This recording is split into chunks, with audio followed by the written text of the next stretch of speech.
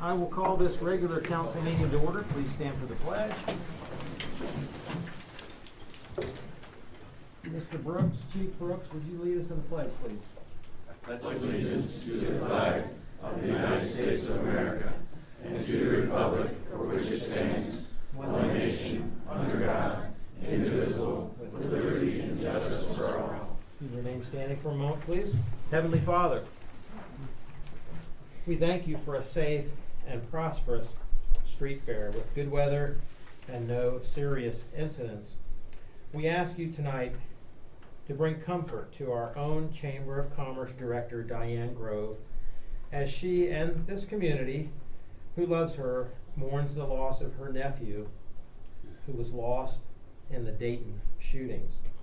Lord, we ask that you bless us all here tonight and that we all strive to make the best decisions for our fine city, and in those divine words, thy will be done. And we ask for all of this tonight in your holy name. Amen. Amen.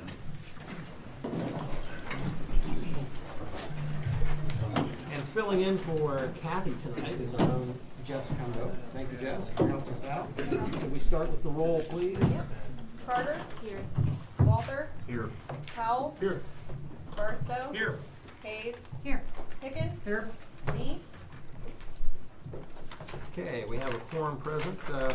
First thing on the agenda tonight is citizens' comments, and we have a few folks that are that I'm going to put ahead just to get them in and out of here.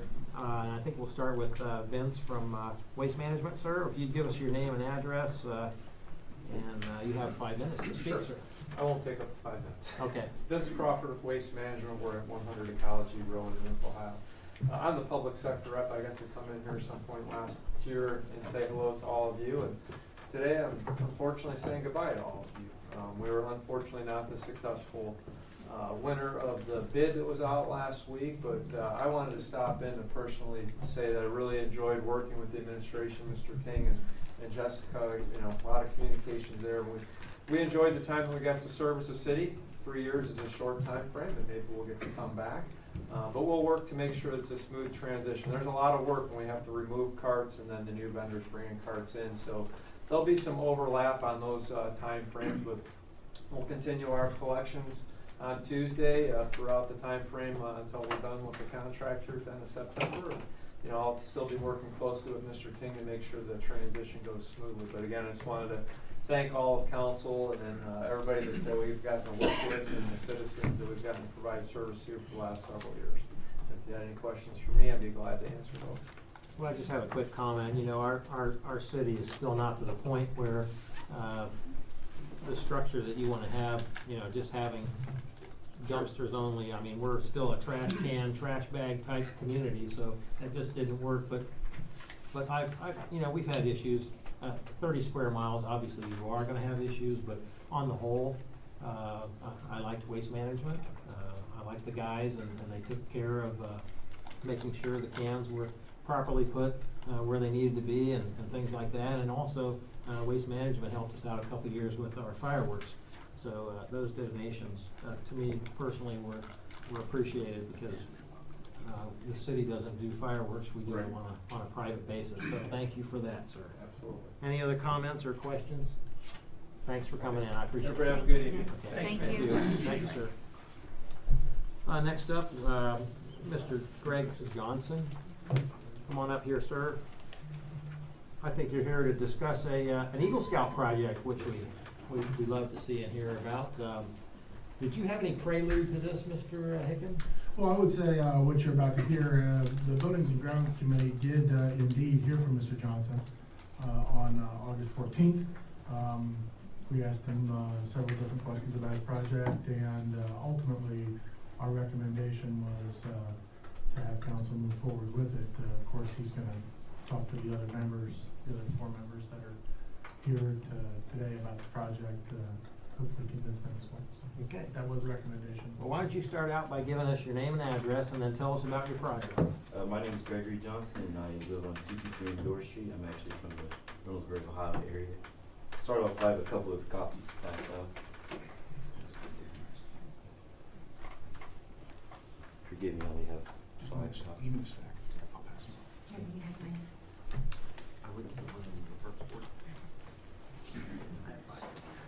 So my project would be beautifying Pataskola's Freedom Park flagpole area. Chair.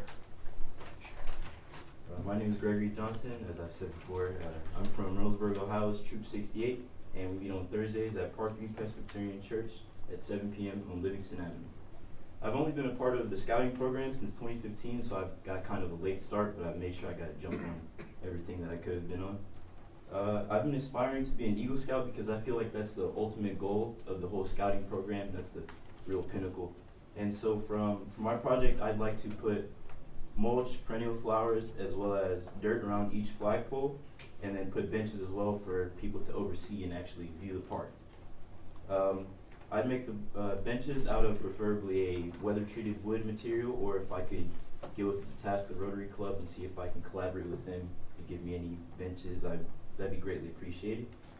Mulch would be placed under each bench, so the park department, they don't have to constantly keep weeding and everything and such like that.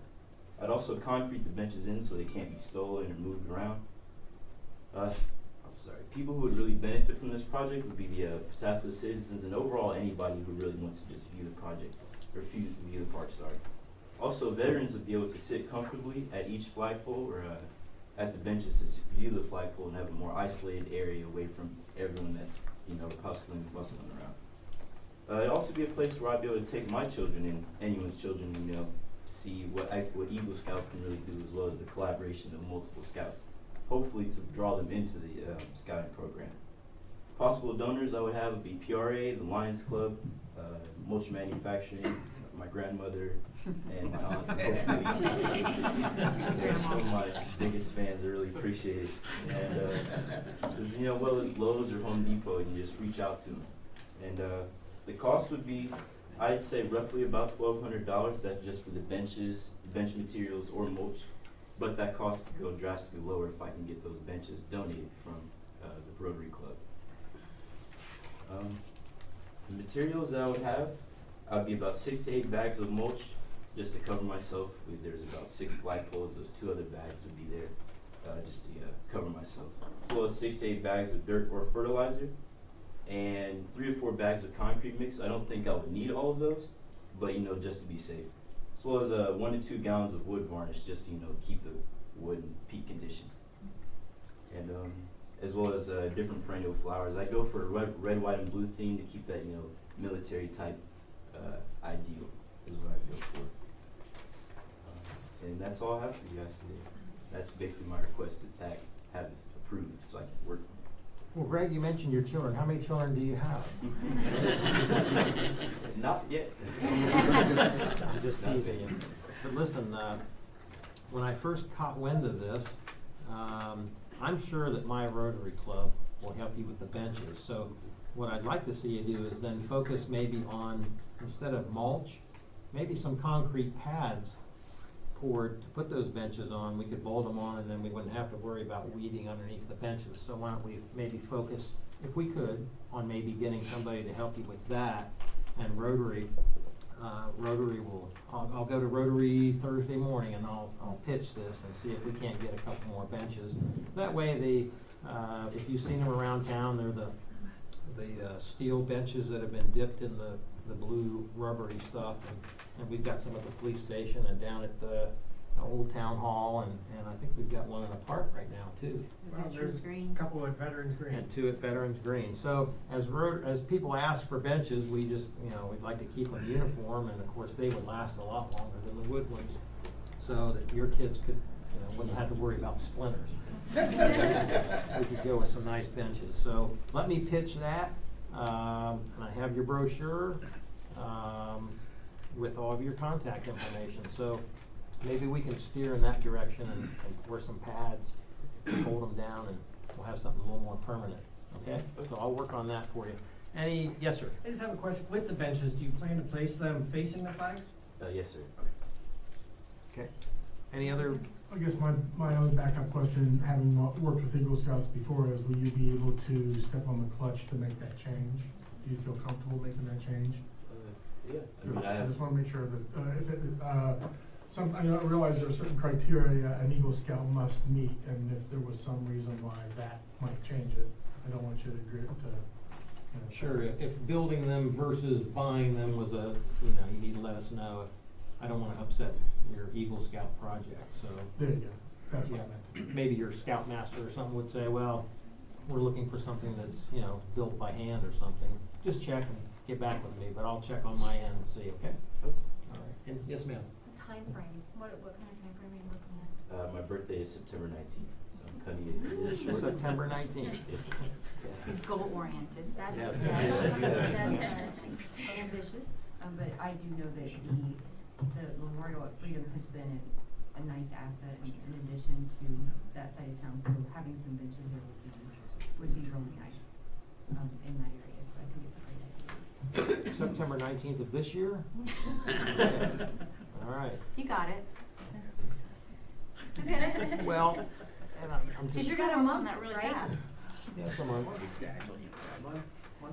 At least, And if the pads were poured and the benches weren't here yet, we could still, you know, bolt the benches down and we know they're coming, so we'll work on it.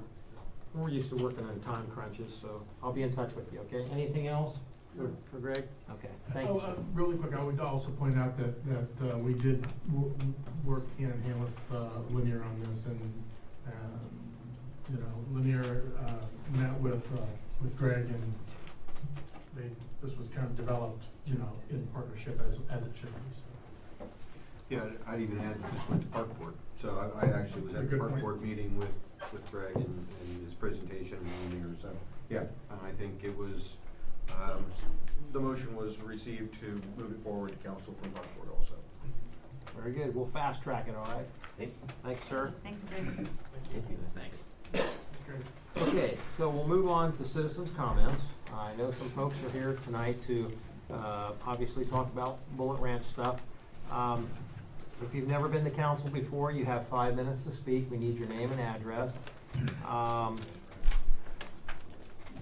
there's gonna be many more meetings, depending on which way this goes, so if one of your neighbors or something, I'm not telling you you can't talk, but if one of your other neighbors says exactly what you were gonna say, then maybe in the essence of time that, you save that for another meeting. I'm not saying you have to, but,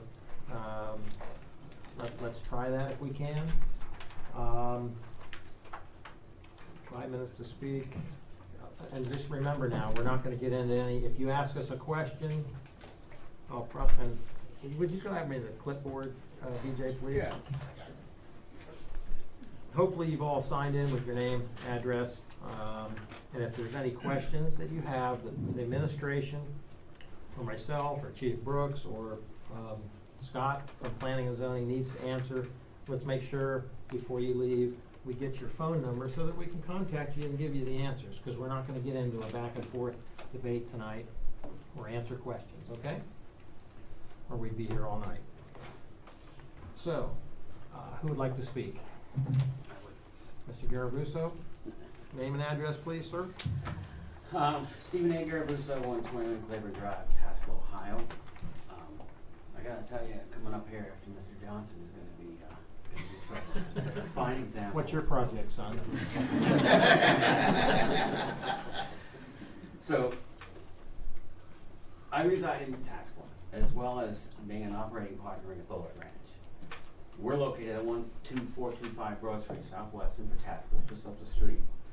The Bullet Ranch has been a target of local criticism stating our outdoor range was violating local noise ordinance, etc. Both Jerry and I, you guys know most of us, but both Jerry and I offered an olive branch and tried to talk to this person, and they did not want to talk. They said there was nothing to talk about. In fact, they said basically they just want to shut us down. That's what they said. But that's not the reason I'm here.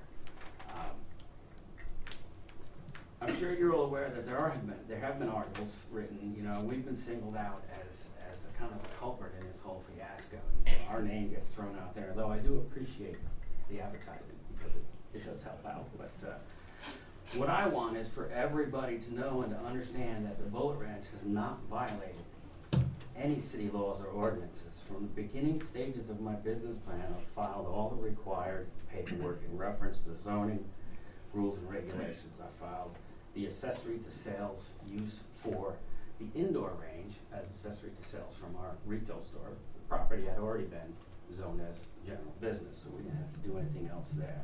That was all done in 2012, 2013 area. Herein lies my problem.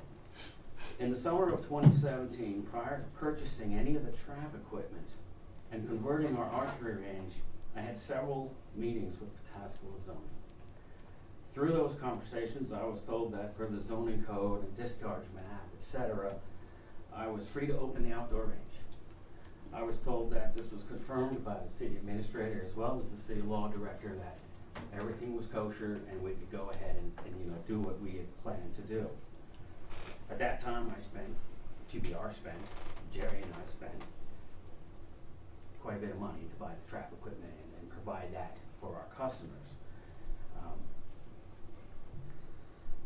Those conversations, to me were, at the point I was told there's nothing I need to do, we're in the discharge zone, it's all compliance, everything's good, go ahead and do it. Now here we are almost 2 years later, and nobody has said anything official to me or anything like that, but there's talks that maybe we should file a variance for something that we've been doing for 2 years. Common practice is common practice. We've been doing it for 2 years with the permission of the city, albeit verbal. I don't have anything in writing, otherwise I'd provide that to you.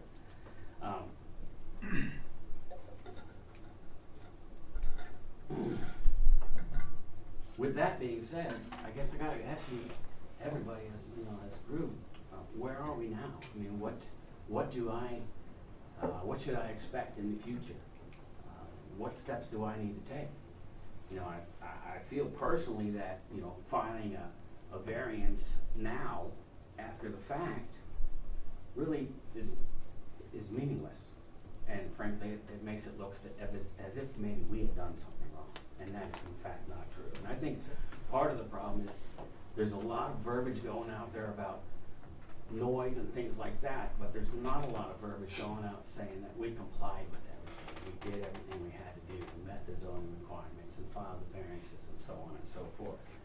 And I really wish, I want you guys and gals to ask me any questions. You all know my number. You can all contact me. Some of you have. And I do appreciate that, and I appreciate the fact that you're interested in what's going on and you want to resolve it in a good fashion. Jerry and I have always had an open door policy. I mean, if someone wants to come in and complain about something, make a recommendation, whatever, our door's always open. If Jerry's not there, I'm there. And frankly, we've never had anyone come in and say they wanted something changed or wanted us to discontinue something. So I think that in and of itself says a lot. We've been operating for 2 years coming up on 2 years doing this, and now we're getting a lot of press that I don't particularly appreciate. So if there's any questions, I'd love to answer them. Okay, we're not gonna do that here. They're free to, and Scott, I'll just ask you, are you in contact with Mr. Garavuz? Okay. Scott and I have been in contact quite a bit. Scott's been wonderful. He's kept me up to date as much as he could. He's kind of limited too, because he's in a limbo situation. Well, we're gonna Which leave. direction does he go when the road forks? And that is unfair to Scott, as much as everybody else. Thank you, sir. Other than that, Thanks, Steve. thank you. Yep. Thank you, Steve.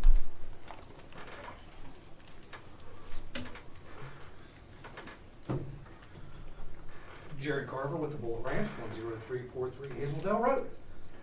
At the recommendation of, I believe it was the last meeting, a question was asked to us as the operating partners of the Bullet Ranch, and I believe Mr. Barstow, sorry, it may have been you, said, hey, have you reached out to try to resolve this?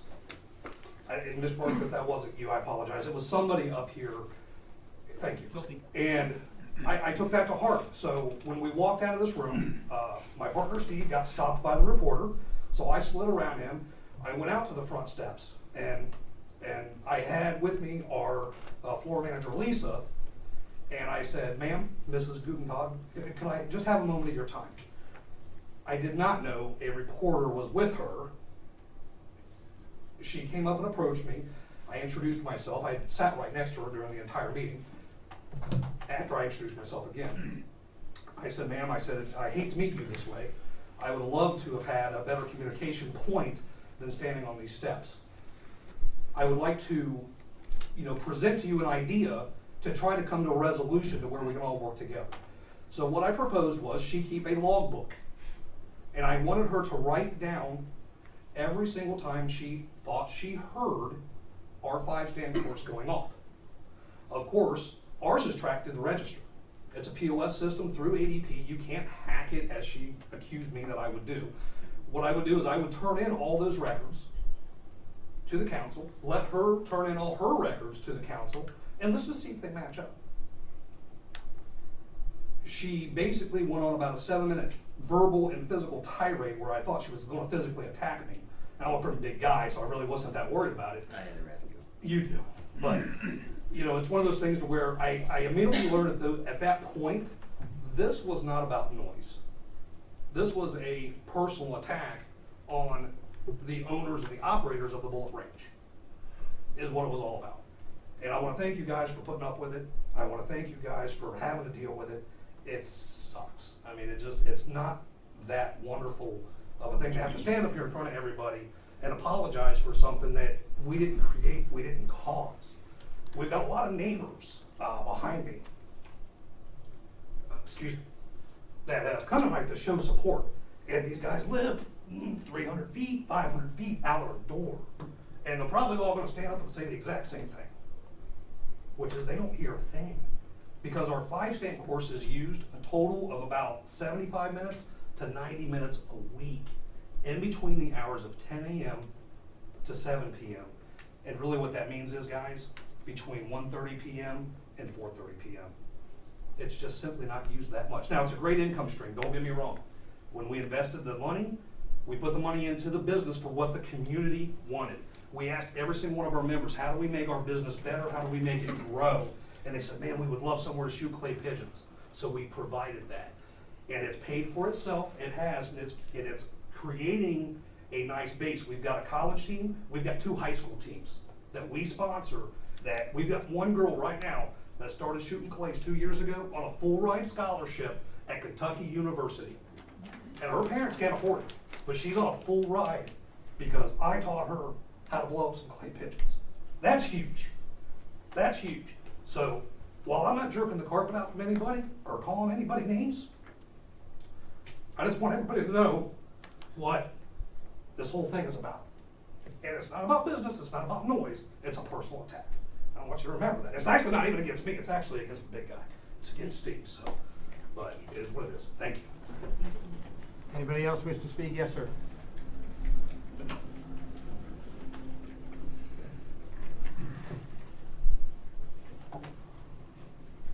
Good evening, Tom. Name and address, please, sir. My name is Tom Cower. I'm a resident at 426 Bristol Drive. I'm also business owner of Capital Engine Company at 97 Cypress Street, also here in Pataskala. I'm also a Board of Directors member of the Chamber of Commerce. I want to make sure you understand I'm not speaking for the Chamber, but some of my experience has come from that. We moved to what was then Lima Township just over 25 years ago. And one of the reasons was it had a reputation of being business friendly. There were tax incentives offered to us. We were down to Lima Township or Groveport, and chose Lima Township because of the business atmosphere that we saw. We've expanded multiple times here on physical building size. We've expanded our staff. We've got about 25 people on staff here now, paying Pataskala City income tax. All because we had a reputation in front of us of being business friendly. I'm concerned with this situation with the Bullet Ranch, some other things that are happening. That Pataskala is losing some of that reputation of being business friendly. And we really need to maintain that. We've got a lot of empty space. We need improvements on the tax base. I'm concerned, listening to the stories of the Bullet Ranch, that here is a business that followed all the plans and is now very concerned that they're having the rug pulled out of them on some of those plans, the procedures they went through and investments they made, and what that will reflect on the city as far as other potential businesses coming into Pataskala. And I know the main issue is a personal one or a noise one, but I hope that the council and other officials in the city keep in mind where we're at with a reputation for businesses. I see it in the corporate park, basically still sitting empty. I've seen a lot of other places where we don't have businesses coming in, and we need to find a way to do that. We need an improved tax base.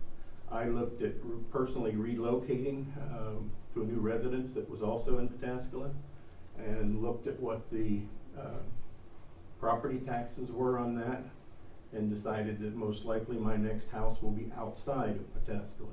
And I've invested a lot in this community and would like to stay, and I think it's key that we expand our tax base other than our tax rates. And the key to that is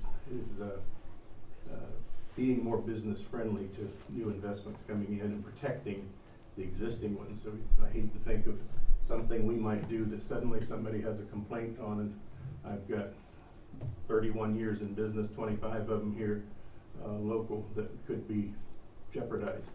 So I really hope that the council keeps an open mind to what this does to our reputation if there are actions against Bullet Ranch and other businesses down the line. Thank you, sir.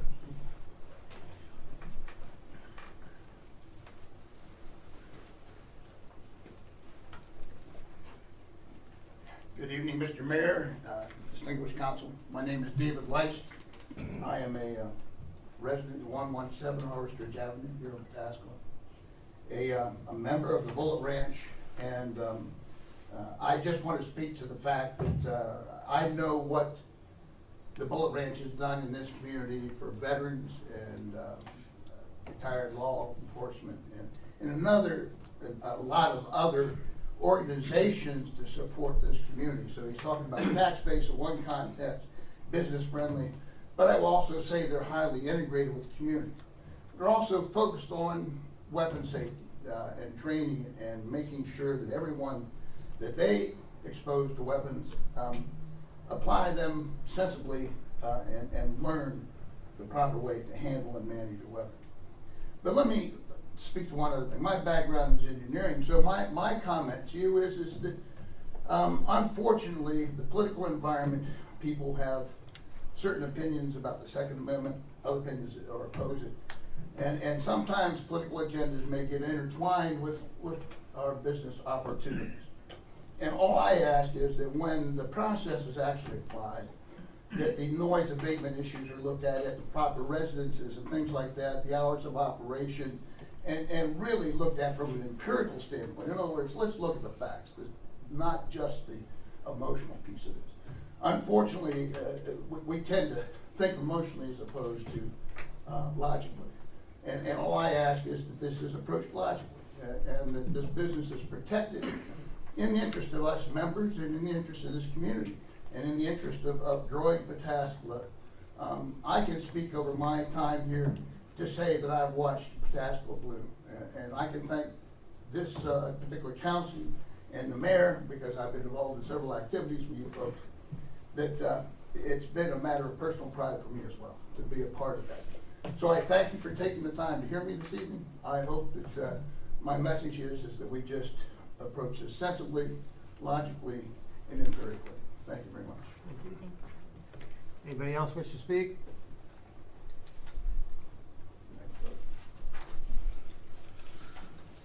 Good evening, everybody. My name is Joel Lively. I live on Mill Street at 12274. My front porch faces the Bullet Ranch. I'm probably the closest neighbor. On the other side of me, you've got Harley Davidson, and you go over Mink Road, then you go into the neighborhood back there behind him is a new AUP. I sit on my front porch and I can throw a rock across the field, toward the meat shop, and they're right beside that. Can you speak up just a little bit louder, please? All right. So with me being, I'm pretty close to them. You know where my front yard is. other Harley-Davidson businesses and then Mink and then the other housing over there. Going toward the lady that was complaining, behind him is the new AEP and all that. Our neighborhood is probably the closest there on Mill Street. And it doesn't bother us. We don't hardly hear it. Every now and then you hear a loud shotgun or something go off. That's far and few between. We get more noise from the airplanes, the railroad tracks at 3 a.m., so on and so forth, than we do from the Bullet Ranch. And I just think, as a member of the community, somebody trying to start his own business up in this town, I love this place. And I think this is needless. I believe it's personal attack as well, and I don't agree with it. And I just want you to know, living as close as I do, it doesn't bother us. My kids, I got a 6, 5, and 3-year-old grandkids that play in my front yard, and not one time have they ever asked me what that is, what noise that is, or brought it up. So if the kids ain't even noticing it, I think this is a little out of control. So I hope that you guys take the time to really think it through, and appreciate your time. Thank you. Anybody else wish to speak?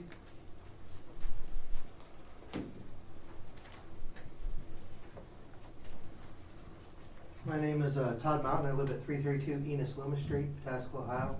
I'm the chapter commander for the Combat Veterans Motorcycle Association, and the Bullet Ranch does a wonderful job of supporting us, along with everybody else in the community. And you know, and the lady that's doing this attack, I've read her Facebook post where she's called out with veterans and PTSD and how it affects them. Well, shame on her for using the word veteran and calling us all out like that. She shouldn't be speaking for us. So as far as I'm concerned, she is doing a personal attack on the Bullet Ranch. And those guys are great. They do what they can for the community, supporting everybody. And I certainly hope you take this under consideration and move through it smartly. Thank you for your time. Anybody else wish to speak? All right, introduction, discussion, and approval of consent agenda matters. So moved. Second. Moved by Mr. Barstow, seconded by Mr. Powell. Discussion? Yes, the roll, please. Carter? Yes. Walter? Yes. Powell? Yes.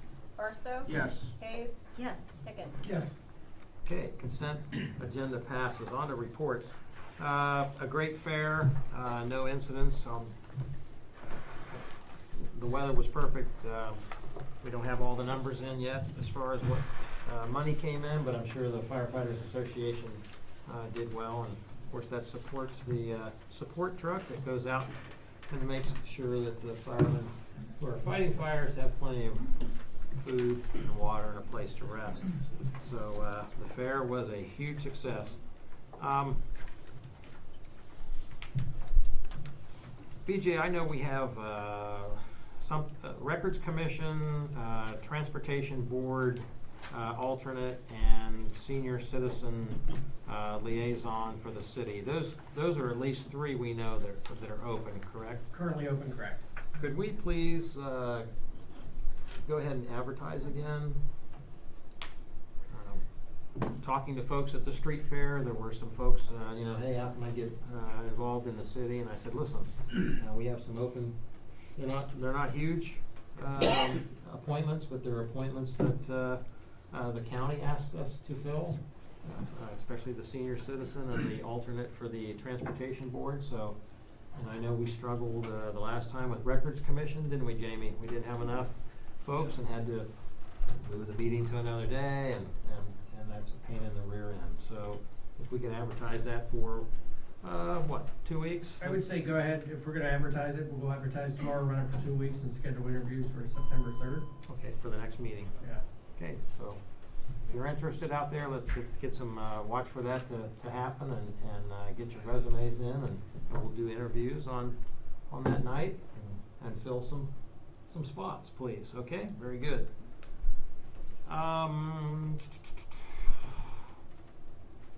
Are we still working on our Main Street opening? Yes, Like trying to Randall? coordinate that with Morpsey. Working with Morpsey? Okay, very good.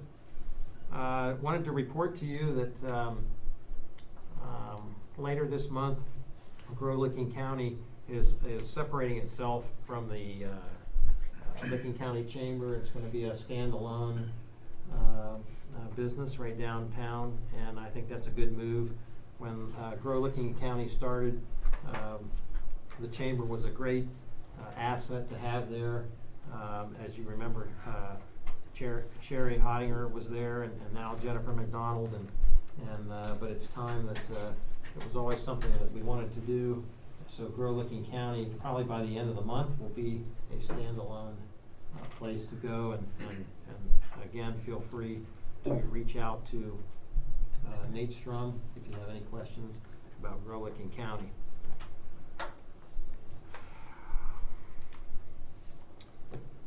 Ran into an interesting deal that I don't want any, I mean, we can discuss it tonight. I don't need any motions or anything. I know BJ and I and a couple of folks on leadership, and I bounced it off of Andy, but it's kind of time sensitive because it has to do with landscaping. As I mentioned to you at one of the last meetings, one of our local landscape companies had approached me and said, as a group, he's been here a long time. It's Quality Home and Yard Maintenance. Jeremy Nestor's been here a long time. Family's been around here a long time. He, when he asked me about why we didn't have any landscaping at the police station, I said because we felt that we were going to run a lean and mean budget and not have any luxury items until later on when we got our in there and well, a little more well established. And I think we even though we'd asked for a landscape plan to be included in our architect's bid, so that someday when somebody said, hey, let's do some landscaping, we'd have that plan on the shelf to do. So Mr. Nestor had reached out to me and said, hey, I'd like to look at that plan. He's looked at the plan. He's interested as a group doing something for, they want to have a give back to the city day, his employees and his company, and they'd like to landscape the police station. His proposal is, and there's tons of plant material here. There's about $4,000 in plant material. He's going to plant all this material. He's going to mulch it. And then we had another twist here because we talked about trees. He really wasn't interested in doing the trees. That's a pretty expensive project. So I reached out to one of our local landscapers, and he said that he would gladly give us a discount on buying some trees. Went back to Mr. Nestor, and he said, well, while we're all planting this material, we'll gladly plant the trees if you buy them. After looking at the plan, Mr. Nestor suggested also that we didn't need to go with the exact size of trees that are in this plan. We could go a little bit smaller and save some money. So went back to Mr. Willits on 310, who I deal with as a landscaper, and he said that he's willing to give us up to about, well, we can save about 60%, and then with the discount, by going with a smaller tree, we can save about 60%. And then again, if Mr. Nestor is willing, while he's doing this other work, to plant them and mulch them, we're going to end up with about a $30,000 to $35,000 landscape job, which probably, if we bid it out, it would be a lot more than that. But the mulch and the labor, if the city buys the trees, we would have about a $30,000 to $35,000 landscape job done for just purchasing probably about $5,000 or $6,000 worth of trees. We could get the police station done. Just throwing it out there. If you have questions, reach out to BJ or myself. Yes, sir. Can this be handled similar to the way the military dog or the police dog was handled, with donations accepted from the public for trees specifically? We could do that. Okay. We could do that too. The reason why I mentioned that. Well, and we're doing that right now with the equipment. As people give us donations, we chip away at that. So yeah, that could be easily proposed to chip away. And in fact, I've got a check tonight for Jamie for a young couple that I married, and I give them that choice. They can give to the canine, they can give to the physical fitness equipment, they can give to the fireworks.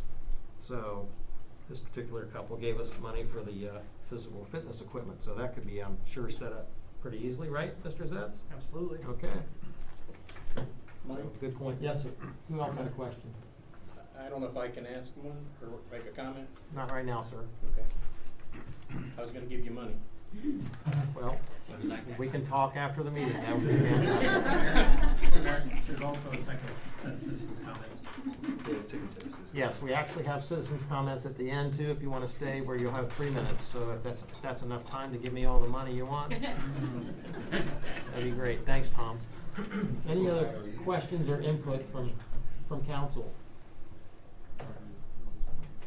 I think it's very generous, Okay. and nice of Jeremy to do that, so, and this other gentleman, so kind. Well, and I say time sensitive because if we plant these items in the fall, we'll have not only a good survival rate, but nobody will have to come in and water them like we would if we were planting in the spring and the summer. All this plant material will be dormant, and it will last a lot. The survival rate, as I said, will be much, much greater. So just throwing it out there. If you have some input, please give it to BJ or myself so that we can move forward and get this done. Yes, sir. So Mike, I'll go ahead and offer, just the same as we did with the police dog, and I will match anything up to $2,500. Okay. So. You hear that, Tom? Is Jan on board with that? She's on board. I'll give you 5. I'm sorry? I'll give you 5. $5,000? No. $500. 500. Okay, well, So, there you go. now we have 1,000, so, thank you. Yeah, there. Very good. Okay, just wanted to throw that out there. Like I said, time sensitive. This company wants to help us out. I think it's a fantastic deal.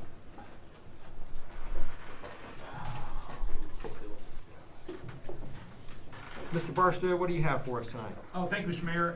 To the Girl Licking County situation, I noted, I was out of town last week, but I noted in the paper that I think it was one of the largest spec buildings in the county, maybe in the state, was being built in Etna Township.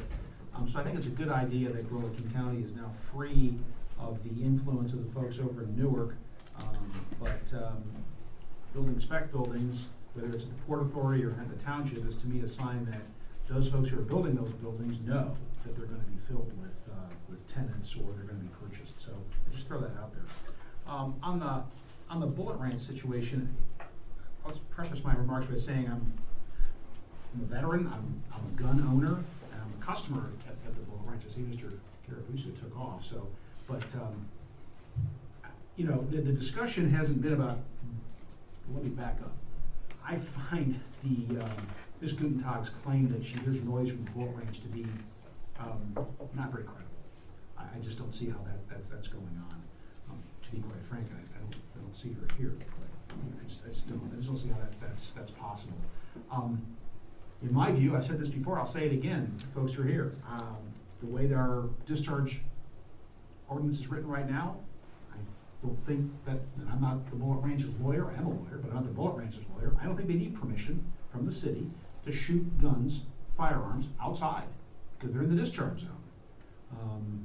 And speaking for me, I would not support anything that would impair, even if the discharge zone, that's the discussion we're having, is how are we going to manage the discharge zone? And I would not be in favor, just speaking for me, of any effort that would impair the Bullet Ranch's ability to continue with their use that they have right now. That is to say, they're shooting outside. I just don't think that it's right that we would legislate them out of existence. That's just wrong. So I read the articles in the newspaper, and sometimes they're accurate and sometimes they're not. I think some of the articles have not been completely accurate. So I encourage people to read the minutes. You can listen to the minutes online if you're really, really looking for something to do. You can listen to the entire city council recording. You have a lot of free time. But I encourage folks to come to the meetings so you can hear and see what happens here. So that's the discussion going on right now, just to clear the air on the Agriculture Committee, which I'm a member, is how are we going to manage the discharge zone going forward? The ordinance that's on tonight, I believe it's for a second reading, Doesn't have anything to do with the Bullet Ranch. It has to do with properties down near Sugar Mill, where there's been requests because of some incidents to take properties out of the discharge zone. We notified those property owners by certified mail. They have not objected. In fact, Scott, I think even one has communicated to you that he or she does not object. That's correct, we spoke on the phone. Because there's more than just silence from property owners. So that's our discussion, is how do we manage the discharge zone going forward? I want to keep on with this, Mr. Mayor, because I want to kind of clear the air. Quite all Folks right, that are here. sir. Take your So I was contacted by Mike Fox and Bernie Brush. They contacted me. I didn't contact them, they contacted me. I have to say, I don't think you'll find two bigger Second Amendment advocates in the city of Pataskala or in the state of Ohio than those two guys. But we had a frank discussion about the discharge zone. And the discharge zone, in their view, especially for Mr. Brush, we talked about the historical background of the Lima Township merger, why the discharge zone was preserved in the merger agreement, why we have a discharge zone ordinance. It was so that folks could enjoy recreational shooting. It was not intended for commercial use. However, that's not how the ordinance is written. The ordinance doesn't differentiate between a commercial use and a recreational use. So that's the discussion that we're having. We haven't decided what we're going to do. But again, my view would be, even if we decide that discharge zone, properties that are commercial use are not gonna be in the discharge zone, whether they have the firing of firearms as their function, whether or not they have that, I would not be in favor of any measure that would impair the Bullet Ranch's ability to fire outdoors, as long as they are obeying, and I think they are, as long as they are obeying the noise and use strictures that are in the discharge zone ordinance itself. So that's just my 2 cents, really more than 2 cents, but that's just how I see it. I want to clear the air. That's not my intention, is to do anything that's going to impair the ranch's ability to continue functioning as they have. I don't know the situation between Ms. Gutentag and the ranch. I'm not party of that. I hear both people talking. It's unfortunate that there can't be an agreement, but sometimes that's just the way it is. So that's just how I see it. So I don't want folks to think that at least I am, or I don't think anybody on council, speak for themselves, is trying to do that. And I appreciate folks coming out and expressing their opinions, and I'm glad to hear from folks. That's always good, so thank you, Mr. Mayor. Okay, you're welcome, sir. Mr. Zets? I have nothing, thank you, Mayor. Okay, Mr. King? Thank you, Mayor. I'm going to provide an update to council on the Oak Meadow assessment process. As I shared with council, we have received we've received cards back for 11 out of 14 properties that are being assessed for this, or being proposed to be assessed for this. The 3 that we have not received back, I tracked, and they are being returned to us, not for being refused as undeliverable. Of those that we have received 1 objection letter. I did speak to the resident, or the property owner on Oak Meadow, and she does see it as a formal objection and would like to proceed with presenting her case in front of the board. With that being said, council would have to appoint a 3-member equalization board to hear her objection. Once they hear that objection, they would report back to council. The board does not make any decisions. Ultimately, one way or another, this is a council decision about proceeding with the assessments. Brian, anything you want to mention about the makeup of that board, or?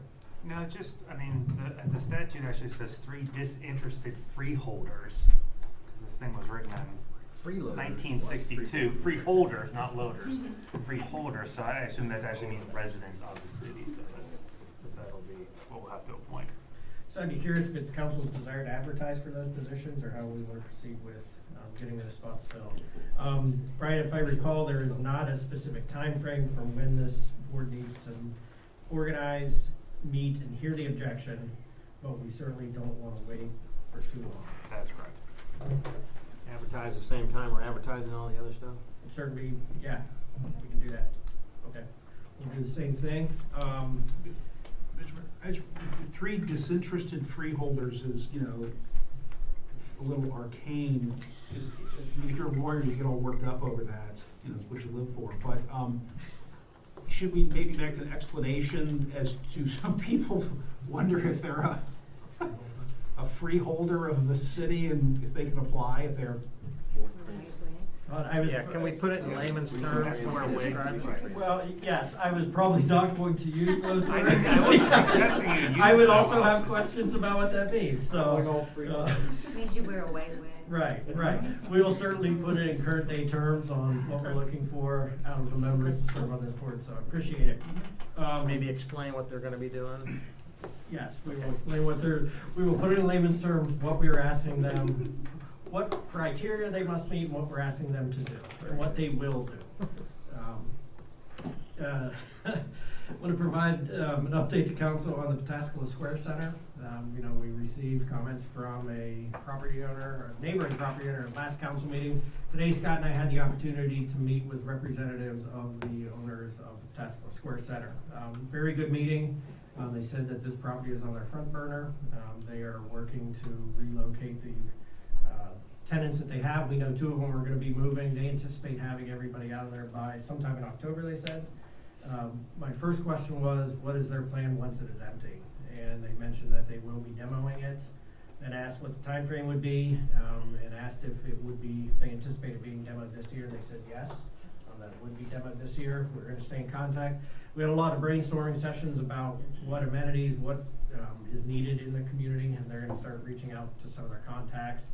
We talked everything, restaurants, grocery store, office space, retail, daycare. I mean, there was a whole array, and I told them they have a blank slate there. I think it's, at the end of the day, through all of this, we're gonna end up with something positive out of it. So Scott sent over to him the demo permit, and told him we'll be in touch with them on a regular basis as we work through this, but also don't be a stranger to us. Anything we can do to help them through the process, please let us know. So it was a really good good meeting.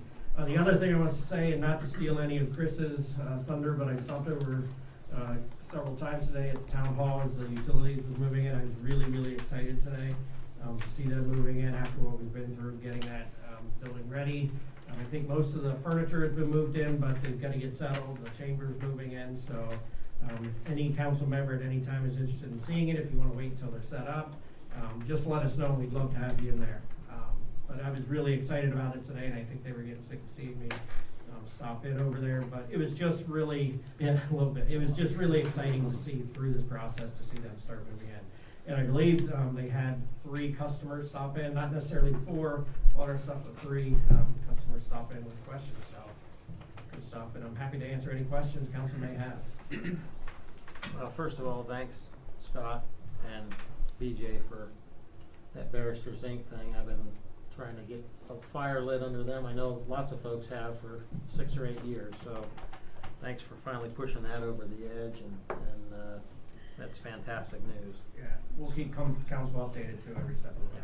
And during the street fair, I actually had a lot of folks, they're excited about the utility department being down there and chamber being in there, so I think that, that's come full circle, and a lot of people are gonna start enjoying that building. Can't wait for air and get the theater revitalized, and that'll be a hub. And I do have Mr. Branham is working on, we told him what we wanted as far as a sign, and he's working on the final sketches, so I'll be bringing that to, is that Buildings and Grounds? It would be Buildings and Grounds. Okay. I'll be bringing that so that you guys can look at it, and then move it on to council, so that we can probably announce down there that we have our utility department, the chamber, and the theater. So, anything else for BJ? Yeah, I want to make sure I understand the Barristers Incorporated, they're actually going to knock it down? They are. All right. Yeah. They didn't, and I understand where they're coming from, that they have tenants in there, and they wanted to be fair to them and try to get them to find places, but they're very clear they are knocking that building down. At some point, I think most of us know exactly what that entails, but I assume it entails everything from Goodwill down and the turn. Yeah, so from Goodwill to the east and the turn. I did ask them, and it's neither here nor there, I was just curious if the Barristers building is connected to the Goodwill building, and it is. But they have a quote already, a bid from company to tear it down, so they did say that. I asked them, will it be, do you anticipate it being torn down this year? And they said yes. But not to affect Goodwill. Not at all. Goodwill and Washington Autos will remain. It's a different parcel, actually, I believe. That's correct. I As just- long I as would wanna- structure, just structurally. Right. I wanna make sure that structurally that didn't happen. Absolutely. Yep, don't need that big of a door to the Goodwill store. No, we don't. And their demo person's gonna have to be, you know, licensed and insured and all of that stuff, so. All right. What's that? We just have new demo rules in place, right? We did? Yeah. We promised them we'd turn around a demo permit quickly once we received it. Way to push that button, thank you. Mhm. Anything else for BJ? Thank you. Okay, Mr. Nicholson. Thank you, Mayor. Don't really have anything other than we are in the thick of budget and working through capital right now, and we'll start looking at the operating stuff here shortly. Could you pass that down to Mr. Nicholson, please? I can make payroll, yeah. That's to go into the physical fitness equipment fund, please. Thank you. Anything for Jamie? Okay, all right. Chris, what do you got for me? Thank you, Mayor. I've got a few things. I want to start with the downed tree on Granville Street. When that storm came through, the power went out and caused a lot of issues with the utility department communications and SCADA. Our systems team came in and responded to that issue with SCADAs, and they also helped out the public service team with removing the tree. So I just wanted to make sure I got it out there. The guys are doing a great job. They're working really good with other departments, and it's a nice atmosphere to be around. So also got everybody certified to run drinking water quality standards in the water labs. We have several new employees over the last 6 months or so, and all of them passed their certifications. That was nice. The move to the Old Town Hall today was a busy day of moving things. Got all the furniture over there, a lot of boxes to unpack, but it is nice. The department's excited about being over there. The systems team is going to have desks set up for those guys to get out of the plants and be more centralized in the community. So it's coming along good. We're down today for service at the window. We probably will be down tomorrow while we're hooking the computers back up to get into our system. But we anticipate Wednesday being at least operational out of the new office building. How long will you keep the box here? The box here is going to stay, and other departments will use that, and we have a separate box that we're going to put drop box for bills at the new. And if somebody were to drop that in there, it would still get to it? Yes, we've already communicated with the other departments, and it'll come right to us. Very So, good. We had several leaks. We had 2 service line leaks, one in Pataska Ridge, one in Shawnee Loop. These are very typical of our service line leaks. It's a small pinhole that forms in the copper line. Gets larger, and we're replacing them with a poly line. We also had a large water main break in Beechwood Trails. It's a 6-inch plastic water main, about 3-foot long crack developed in it. It was about a 12-hour process to get everything taken care of. Happened about 1:30 in the morning on Sunday. The crew came in and responded, was able to get it all repaired and taken care of without having to issue any boil alerts. So that was a plus. There is a motion tonight regarding the discharge permit for the wastewater plant. Something we talked a little bit about. The EPA has given us the draft copy of our discharge permit. You get a 30-day window to respond to that, try and work on some of the requirements that they're putting in there. Most of the language is very similar to the discharge permits we've had in the past. The difference being the I&I requirement that's added this year was a strict amount of language in there. It's kind of unreasonable what they're asking us to do. So the letter in response is asking for more reasonable regulations, I guess, on the I&I program that we're putting forth. This is coming to council because if you'll remember, they said they sent the permit to council, and there was back and forth on whether that happened. They finally said that they did not. The post office did not show that the letter was delivered, so they extended our comment period until August 30th. But since they said they sent the letter to council, we wanted the response to come back from council. So this will be the meeting that we have before the August 30th deadline to get this letter back to the EPA. In the packet is also a minimum staffing reduction form, which is basically we have other employees that are licensed as opposed, we have the operator of record who has the licenses needed, and we have other employees that have licenses that are one step down. That allows you to not be physically present at the wastewater plant as much as normally required. We also have the SCADA system, which allows you to ask for less time. So instead of 40 hours a week at the plant present, it works out to requesting 30. This is something that we're operating under now, but we have new names as we all know, and so it's with the permit, I'm sending that form in as well. But it's all going together in a packet, should it be approved by council, so I wanted to make sure that everybody got to see that. Last thing I have to talk about is an agreement with the district that we've been working on. There's an existing water and sewer agreement between the city and the district, and it governs kind of the service areas of the two entities. We have been working on refining that. Some of the things that are in the agreement are like an interconnect between the two departments and changing some of the service areas based off common sense from where they are now, where we might be able to better service this area, the district might be able to better service that area. So we've been working on that. We've got a fine-tuned version that we think is pretty good. I'm going to be getting it out to council, and I'm going to be reaching out to all council members this week to be willing to go over the nuts and bolts of it, maybe explain the service area swaps a little bit, why we came to that point. So my office is full of boxes, but I will find somewhere to sit down with anybody who wants to talk about this and make sure everybody's comfortable with how we got to where we're at now. Outside of that, I don't have anything. Would be happy to answer any questions. I just have a quick comment. Thank you for your help with the street fair. The lemonade shakes were spot on, so that was our water. Stromboli was pretty good too. What's that? The Stromboli was pretty good too. You make that with water? It make everything with water. You can't make anything without water. All right. Yes, Andy. That's a good point, Chris. Chris, I wanted to first thank you for your help with the draft agreement with the district. You've moved mountains with that one and helped us get to the point where we're at. So thank you very much. Thank you. I do have one comment on your response draft. In your letter, you talk about the elimination. You're talking about the cross-contamination between storm and sanitary. Yes. And you include downspouts in that. Yes. And I know in a previous paragraph you take the foundation drains out of that discussion. But I think you also, I would suggest that you also remove the downspout discussion from that also, because the elimination of downspouts, first of all, we don't control downspouts. Secondly, many of them go to a basement drain through that routing or through some other conductor that we have no idea where it's going.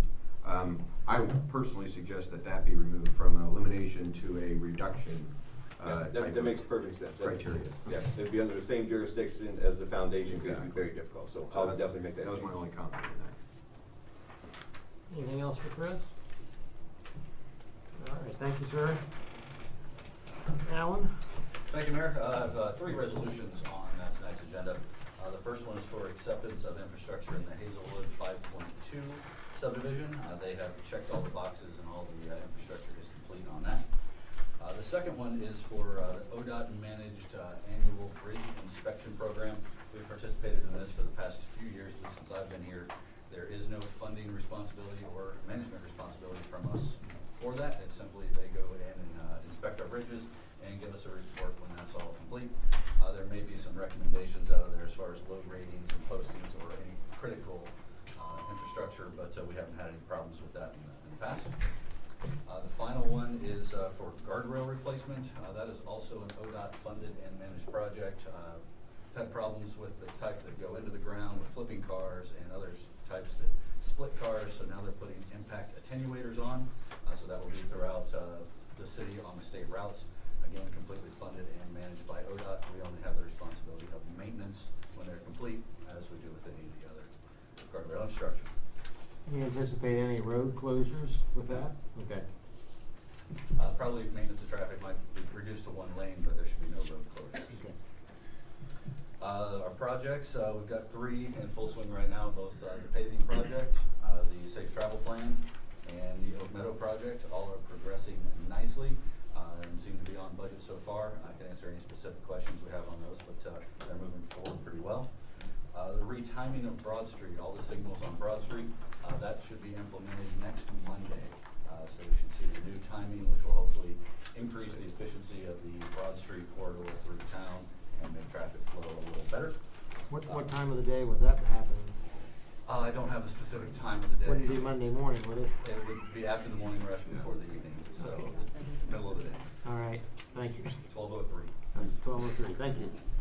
And then finally, since Chris mentioned the tree on Granville Street, I want to say appreciate the help from the utility department, police department, fire department, I think everybody worked together. Even CenturyLink and MVP were decent to work with on that endeavor. And of course, thanks to the mayor for bringing out some barbecue there for some folks that were out there half the night. So that's all I have, and happy to answer any questions.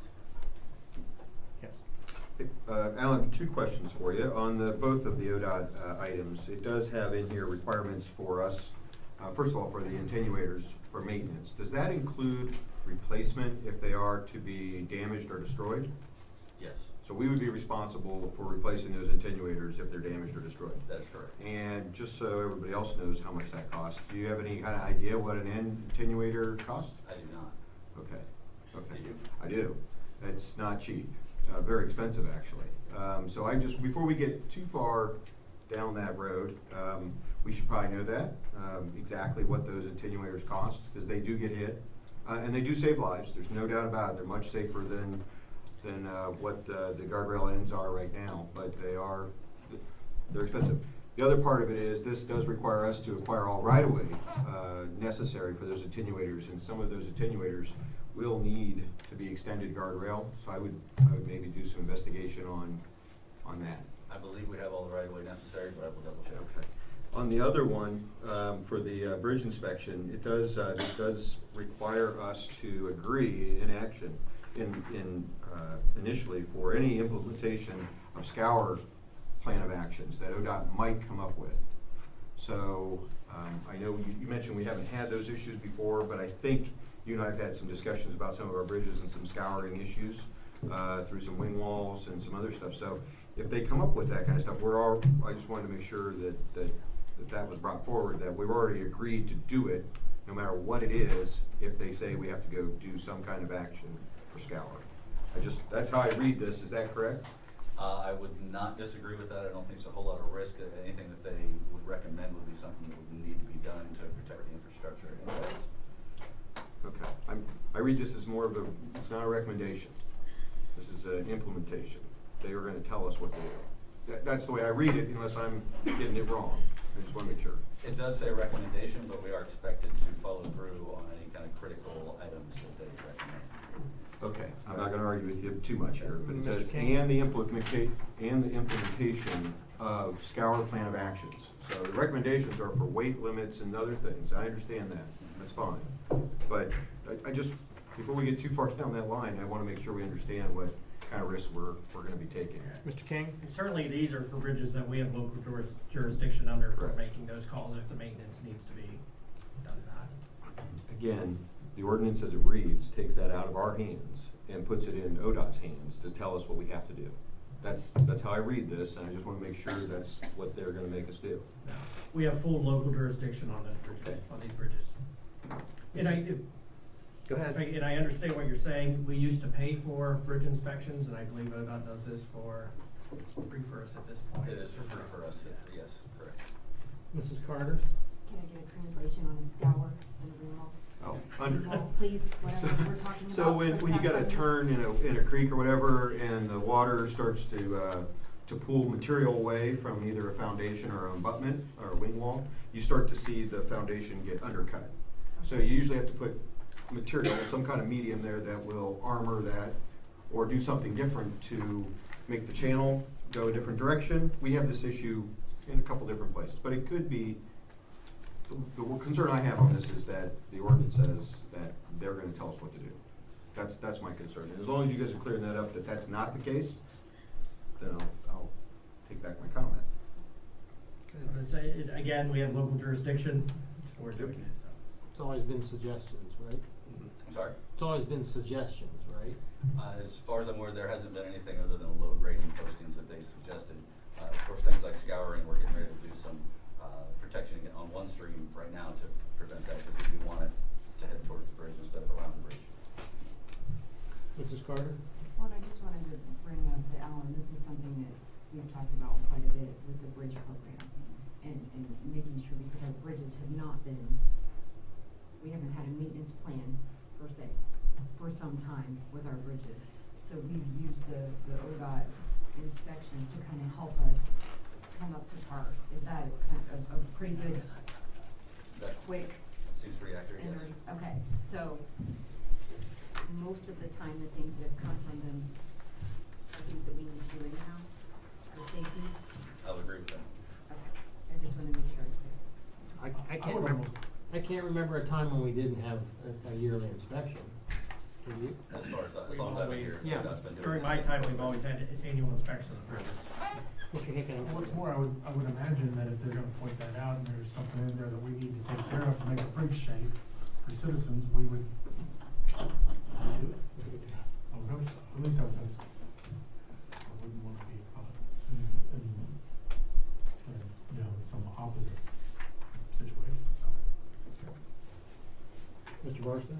Yeah, I mean, I've got the, I think what Mr. Walters talking about is resolution 062. And it says that we agree to pay 100%, et cetera, et cetera, et cetera. And the implementation of SCOUR plan, it should be SCOUR plans of action. It says SCOUR plan of actions. But, I mean, I have plans of actions to do lots of things that I haven't done anything about. So I see it as we have to, I'm sure it's kind of vague to me as what we would exactly we would have to do. So I don't think that it's going to be mandated. And to Mr. Hickens' point, it's probably something that we would do anyway, since we already have that type of program in effect. And to the cost of safer guardrails, I would posit that there's you can't spend enough money to make a guardrail safer, especially when it's your loved one who's driving the car. So I think that's a little short-sighted to say we're not going to improve our guardrails with current technology because we want to save a few dollars. Thank you, Mr. Mayor. Mr. Hicken? Hey, my question would be, do we not recoup those costs from the people that damaged them?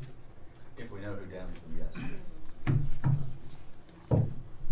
Right, and that would be something that the law director could pursue. If we know if it's an accident and the person's cited for being at fault, then we can recoup those potentially from their insurance coverage or something like that. Mr. Kane? We do, anytime there's an accident and there's damage to public property, we get the police report form was filed and reach out to their insurance company and submit the quote and get reimbursement for it. And we can also have, if it's serious enough, it's here in Mayor's Court, we can ask for restitution and a restitution order from the court, so Mr. Mayor be aware of that. And Mr. Zetz knows that if it's over in Newark, we can ask for a restitution order. If it's a serious enough case, it's over in the municipal court in Newark, we can ask that the court order restitution or those other means through that process. Mr. Walter? Yeah, just for clarification, Mr. Barstow, I was not implying that we should save $1 for someone's life. That is not what I was implying at all. What I was saying was we should know or have knowledge of what we're agreeing to or voting for this evening.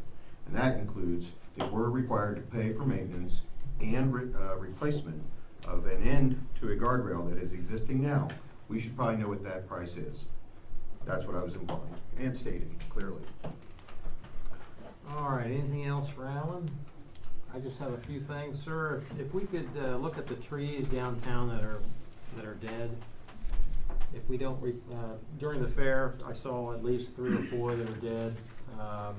If we don't replace those soon, with the other ones growing, we're gonna have a lot more expense, and they're not going to match as they grow.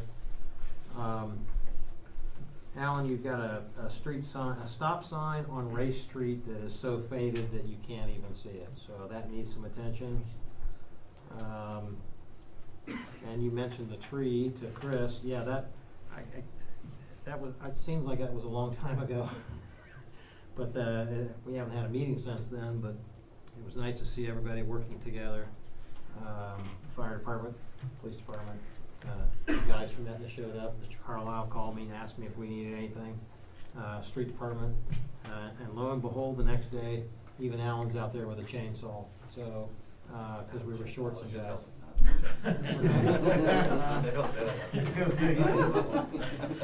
I think it was a rake that he had. That's right. Steel did come out with a rake, so, yes, you can use a rake. And, but again, everybody pulling together, trying to get those residents some power back, and of course it was raining on us the whole time, but we buttoned her up and got the residents back in some juice. So, did you have a comment? Well, just, I was so glad I was able to stay home that night and tell Mr. Hickey what the weather report was gonna be, and when the rain was going to come. He really appreciated all my efforts on Facebook and texting me. I know he's had a warm feeling about that. Alan, on the Oak Meadow project, I had a couple of resident concerns. I know that we're not in charge, and the contractor's working, looks like they're doing a fine job, but anything you can do to put out on social media and the city page, but things that are happening in the neighborhood would be appreciated. And also, we need to really watch, because I've gone down there and noticed some amount of gravel up in people's yards, things like that. That needs to be cleaned up. If they make a mess, they need to clean it up before they leave. And I realize they're in the middle of the project, and I've tried to allay some citizens, and I realize they're upset, but before they leave, we need to really watch that, because that's in the neighborhood, and we need to really keep an eye on the contractor, make sure they clean their mess up. Okay, I definitely talked to them during the pre-construction, Right. let them know that this is a high-profile area and they need to come back and clean up after at least every so often, so they're not getting too far ahead of themselves. Exactly, and I understand, hey, they're down there working. I think the residents understand that there's gonna be some disruption, there's gonna be gravel, there's gonna be mess, but when they get done, they should put things back the way they found them. And that will be, yes. Okay, great, thanks. And Alan, I'd like to thank you and the street department for all your help during the street fair. Again, it could not have been done without the street department. You know, as much as they hate putting up that orange fence, we saved Veterans Green from any damage. All the barricades obviously come in handy one time or another. Putting up the spotlights, you know, everything that street fair could not operate without the street department, so thank you. Thank you. And without the utility department, thank you. Pass that on. If you jot this down, please, sir. 9691 Hollow Road, Mrs. Shrigley, 927-0256, has a Can you drainage. give that number again, please? 927-0256. Drainage issue, she would like to talk to you. She's out on Hollow Road, 9691. Got it. Okay.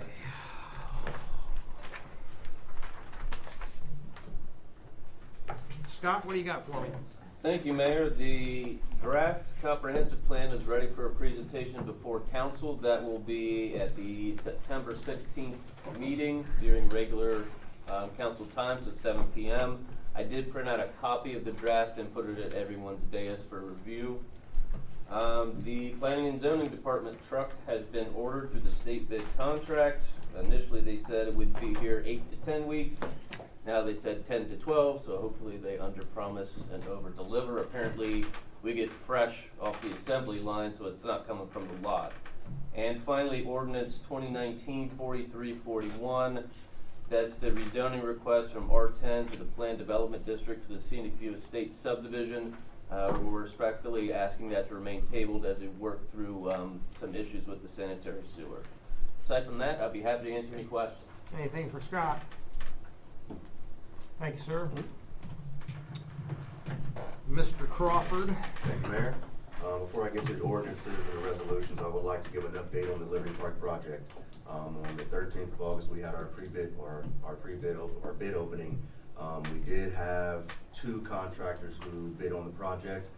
Both of those contractors were not awarded the project due to mathematical errors. So the tentative plan as of now is to open the bid again in January and complete the project in 2020. So I'll continue to keep you guys in the loop on that project. According to the NatureWorks grant obligation, we are not obligated to have that project completed until December of 2020. So this project will be completed in 2020 just to make sure that we are compliant. Ordinance for community service policy project. That's currently tabled. I finally made the edits to that with the recommendations from Mr. Zetz and also Mr. King. So I'm hoping that we can take that off the table today and get a vote on for that.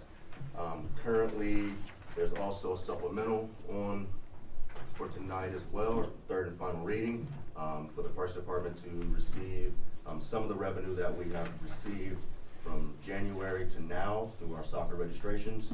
So far, I believe we've had roughly 920 total registrants, which is roughly $70,000. So I'm asking to receive $20,000 of that revenue to complete the year. Approximately $10,000 of that will, I would say, return and roll over into 2020. I'm hoping to be able to utilize the majority of those funds for paint, OSYSA, which are more so membership fees for our soccer registrations and required insurance. And I'm also seeking the opportunity to purchase a new operating system for the Parks and Recreation Department, which will also help with the pool merger and also help with other activities and events within the city. So that way, many of our, I guess, processes and operating systems can be streamlined and allow for our residents in the community to do everything online versus having to deal with paper on a consistent basis. Jessica and I are paper gurus, and we're trying to get away from that as much as possible. But we do not have the time to sit at our desk and sift through papers for that reason. Next thing I would like to add, the resolution for the ordinance for the fishing project, or the fishing, ordinance 4345 for the regulations to set a standard. We're hoping to add fishing regulations into that, into the charter, chapter 955. I'm hoping to be able to allow for residents to enjoy the outdoor recreation. This past year, we ended up stocking our ponds, had a lot of complaints about residents taking fish out of those ponds, and we're hoping to set a standard to allow for those residents to understand that there are policies and procedures that they will have to follow. Aside of that, I'm happy to answer any questions. I just have a quick question. On our rules, do they parallel ODNR on the size of fish you can remove from? So basically, the regulations we stated, we have to follow ODNR and state regulations. Okay. So they have to follow those regulations, but Do they're they not have to gonna have a be taken. fishing license to be in our ponds? They are free. You do not need a fishing license to be in our pond. at all. You can only take them if they're the regulation size. As of right now, you cannot take any fish. It's purely catch and release. Okay. Unless we have a fishing derby or it's set by Parks Board and Administration that we can take the fish. Thank you. Due to overpopulation. Thank you for that clarification. That's the questions I get. Mr. Hicken? The resolution you want, was it 2019-050 that you were talking about pulling off the table? Yes. Okay, thank you. I wasn't sure. I didn't see it on the legislative report, so it might be in there. It's just sitting on the table. We're waiting for the update. We got it. Mrs. Carter? On your, the flags at Freedom Park Yes. are pretty tattered. Do we have and they seem to tatter pretty quick, so do we have a plan on replacing those? Not necessarily at this moment, but we can get them replaced. I'm just gonna say it's, I'd rather not have a flag there than have a tattered flag there. Okay. Rotary, as soon as we need flags, you just say something, I go to Rotary, we get flags. We need flags. And we normally do that anyway, twice a year, Memorial Day, and do you know roughly when the second time is, Alan? Sorry? You know, we try to put fresh ones up for Memorial Day. Do you know when we try to put them up again? We do it twice a year. Veterans Day. Veterans Day? Okay. You know what, winters are pretty hard on them, but it's all the service flags as well. So all Okay. the branches, and those look really bad. So Just shoot me a message we need to, where we need, Put that okay, on a first of all, rotation. let's make sure we don't duplicate. Does the street department look and see where we need flags, or is that Mr. Crawford's? The ones in the park are, I believe the way it's been left is the ones in the park, flags in the park are for Lanier, and the street department handles everything else. Okay. Let me know what flags you need. Alan, would you let me know if there's any large flags that need? And I'll go to Rotary and we'll get them, okay? Anything else for, yes, sir? Lanier, I know we've had some discussions and I've done some research on some of the items that you presented last time in your report. And I certainly understand the money needed for the player fees, your insurance, your recreational awards, paint, that kind of stuff. I wanted to talk a little bit about the software. At the park board meeting, you presented 2 different software quotes. One of them was substantially more than the $5,000 in your notes. It actually was $10,000, almost $11,000. And it has a $5,000 yearly recurring cost, roughly, plus or minus. And that was the one that you had said worked better for not only the parks and recreation, but it did all the other things that you just described. It did garage sales, it does notices to the public and so forth. Is that still the program that you want to purchase for the Parks and Rec? I believe that is the best system for us to merge with, and also to allow for other departments, and also just in general to be able to utilize the system to communicate with the community. And when you gave some examples, and I thought they were very good examples, if somebody has multiple children in different recreational programs or whatever the case is, you can look up what their events are, and you get notices right to your phone, essentially, or the app, I guess. The question I guess I have, BJ, is if this is being used for multiple departments, is it necessarily the Parks Department to bear the load for that? No, it'll be split amongst We'd different. allocate it. Yeah, it's allocated amongst the departments that'll be using it. Okay, great. Yeah.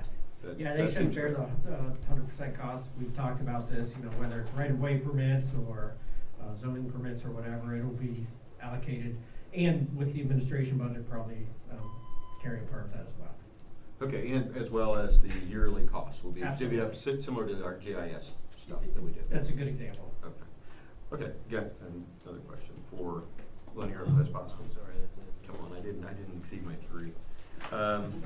You mentioned in here, talking about outdoor fitness classes, and you talked about during the park board meeting, paying the YMCA to provide, paying them to provide wellness at our parks, wellness programs at our parks.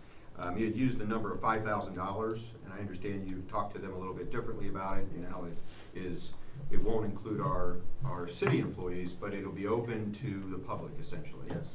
I guess the issue I have with that is, why are we paying the YMCA to provide their wellness programs in our parks? That's kind of my question in general. More so thinking of the movement that we implemented this year they've been very good by offering classes in the park already. That was more so brought up together between Jamie Gowdy and I.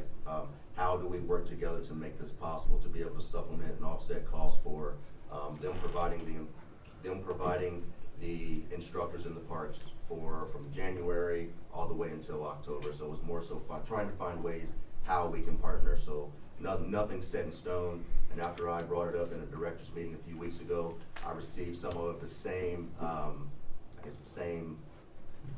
Feedback? Yeah. So it's, one of those things where we're continuing to talk about it and trying to figure out how we can make, the movement continue, because the fitness in the park was one of the most utilized pieces of the movement this year. We want to see that it moves forward. But that's something that I'll go back and chat with them to see how we can have a true partnership, and see if they'd be willing to offer something free of charge if we are going to be giving them parks free of charge. Exactly, and I know we've had some nonprofits come forward and offer exactly that. They wanted to do some type of program, wellness program. Yep. I know we've had some for-profit also, but nonprofits, I would certainly look to the nonprofits before we look to pay the YMCA to run their wellness programs in our parks. That just didn't seem logical. And then lastly, I wanted to ask one more question. During the meeting, it was apparent to me that it may be helpful to you to have a liaison from council to do that to the park boards, and Ms. Carr had been a liaison for many years, and before that we've had liaisons. This year we haven't. Do you find that to be something that you would embrace as something that would be helpful to the park board meetings? It seemed a little bit disjointed, I'll put it that way. After the past year, we've had some issues with, some parks board members, and also, coming up with a lot of our park projects that we have slated for future. Coming to find out that having a liaison who has been on the board or who is talking with other, council members can steer, myself and the parks board in the right direction, so we're not wasting our meeting minutes, that we're not planning projects that we know won't come to fruition. So having someone, on council to be able to come into those meetings and back me up, I guess, to give me some administrative help would be helpful. Sure. Yeah, okay, thanks, Lee. Been Thank you. there, yeah. Want any other further discussion on That's, that? I just want to bring that up, throw it So, out there. so we currently don't have anybody from council? No. Okay, food for thought then. Okay, anything else for Lanier? Did you have anything else, sir? Mrs. Carter, were you done? I didn't want to assume you had a question earlier. Do you have any more? Okay. And I want to thank you, sir, for coming down and striping the lot for the tractor pull. That was something that we needed, and you jumped in and took care of it. So You're welcome. thank you very much. Those guys actually remembered me from last year, and they said, "Hey, you promised me a striper last year, and you didn't give it to me. So let me know when the what do you call it, tractor show is, and we'll go from there." Very good. Thank you. Chief Brooks. Hey, Mayor. I'm happy to announce that the 4 open positions we had, the 2 full-time and 2 part-time, we actually offered those positions to 4 individuals, and they've all accepted, and they're going through their backgrounds, and they should be on board shortly. So 2 full and 2 auxiliary. 2 part-timers. 2 parts and Yeah. 2 full. Mhm. Okay. The part-times will be up to 30 hours a week. Okay. Full-times, of course. Very That's good. all I have. I'd be happy to answer any questions. No issues with the fair then, right? Just minor stuff. We always have a few fist fights and stuff. Just kids being kids. But other than that, it wasn't anything big. Anything for Chief? I do. They were fantastic. Living on Main Street, that sounds like an 80s song, Living on Main Street, but they were fantastic. Like Dan and I always enjoy seeing the officers, and your crew is so approachable. My kids always enjoy walking up to them and talking to them, and other kids in the community and adults. My favorite was 11:30. I was walking down on Saturday night, and they are in their, what do you call it, a side-by-side? And there were 4 officers helping not only vendors, but everybody, and they were playing the Shark song just to get people to go home. It was really like, because kids like to stay, they don't want to leave. And then the Bad Boys song came on, so we enjoyed that. I mean, they were just, but they had a great, approach and really represented the department well. Thanks. So, Pass that along. truly appreciated it. Good. And Chief, nice job on there was an issue right at the start of the fair. Looks like the department was on that very quickly, handled it appropriately. Yeah, the guys did a fine job. Good job. Yeah, caught that. And then again, this is an example of the community providing information to the police department. It's a say something situation. So again, encourage folks, if you see something, say something. Let you guys check it out, and if it, whatever comes of it, comes of it. Absolutely. Top Thank you. notch. Yep. Top notch. All right, committee chair reports. Anybody? Mr. Hickman? Mr. Mayor, I have one, that's gonna be truncated because we already had Mr. Johnson give his Eagle Scout. To reiterate or remind everybody, the committee did, the Buildings and Grounds Committee did pass a motion recommending that council accept Mr. Johnson's Eagle Scout project. The second part of that meeting, which was held on August 14th, went through the new digs of the utility committee and everything that's kind of happening over at the historic town hall.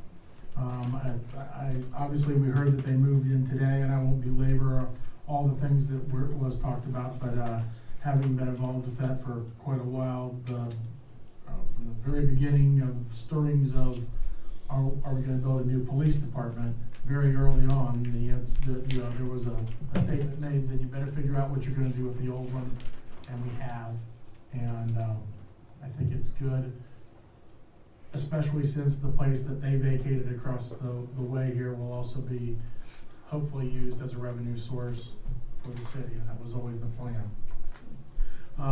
Probably most of the conversation that we had centered around the concept of a property maintenance code, a general discussion. There was, I think it's in such an infancy that we're all trying to kind of grasp or get our heads wrapped around exactly what different options are available to us when it comes to a property maintenance code. I think probably everybody on council is going to have their own unique take on it. exactly what it's gonna involve. There have been a couple of articles written in the paper about it. Suffice it to say that I think where we're at is Scott's got some expertise because he's dealt with it before, but I think we're at the information gathering stage at this point. To remind everybody, we've danced down this road before. However, the city attempted a one-size-fits-all and it was quite disastrous.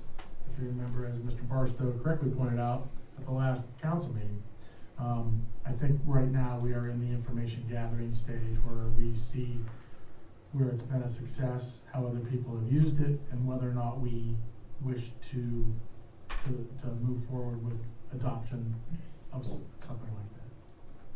So, I'm happy to answer any questions on that. It was kind of a round robin discussion. Did I leave anything off of that?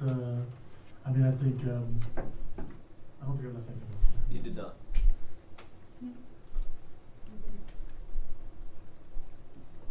And that's it. That was the last thing we talked about on that day.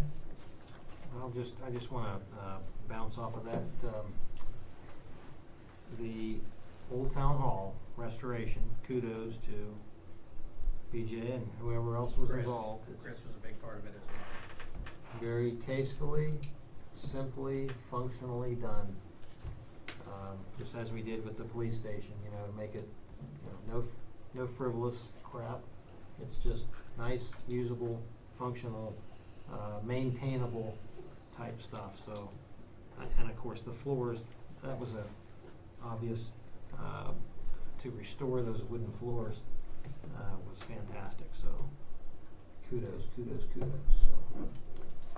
Anything for Tim? Okay, thank you, sir. Any other committee chair reports? All right, here we go, unfinished business. Ordinance 2019-4343 for a third reading. So moved. Moved by Mr. Barstow, seconded by Mr. Powell. Jess, when you're ready. Third reading. Ordinance 2019-4343 for the third reading, an ordinance to make supplemental appropriations for current expenses and other expenditures during the fiscal year ending December 31st, 2019. Discussion? Yes, sir. I just have one comment. On the second page up at the top, you've got a typo. You're talking about amendments to the 2018 budget, it's 2019 budget. That's correct. So, just a typo in the ordinance. Change that for us, Jeff. Any other discussion? Mr. Zets, we need to, is it just a scrivener's error? That was the word I was looking for, but that's why I couldn't think of it quick enough. That's why I'm your law buddy backup. Okay, well, that was a good word. You can have his pay now. Scrivener error. Scrivener's error. Okay, Mr. Mayor? Yes. I move that we adopt ordinance 2019-434. Got a motion to adopt? Second by Mr. Powell. Discussion? And roll, Jess, please. Powell? Yes. Barstow? Yes. Hayes? Yes. Hicken? Yes. Carter? Yes. Walther? No. Ordinance passes. Ordinance 2019-4344 for a second reading. So moved. Moved by Mr. Barstow. Seconded by Mrs. Hayes. Jess, when you're ready.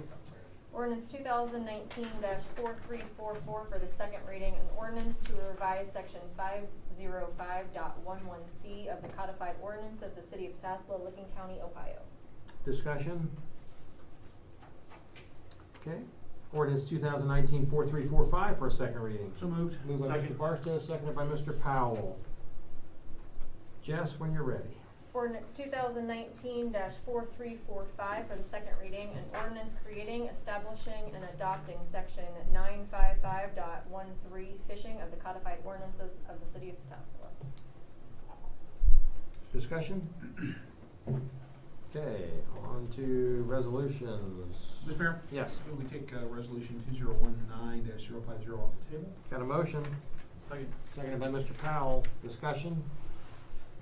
And roll to take resolution 2019-050 off the table. Hicken? Yes. Carter? Yes. Walther? Yes. Powell? Yes. Barstow? Yes. Hayes? Yes. Okay, resolution 2019-050, resolution creating, establishing, and adopting the City of Pataskala Parks and Recreation Community Service Project Policy. Mr. Mayor? Yes. I move we adopt resolution 050. Got a Is there motion? discussion? Mayor, any discussion? Yeah. I'm sorry, Mr. Walters got discussion. Just a quick question, do we have the final version of this? I would hope that we'd be able to look at the final version. Yeah. We already got it in our Is it packet. in here? It's in the packet. Yep. It's in the packet. Oh, I missed that one, okay.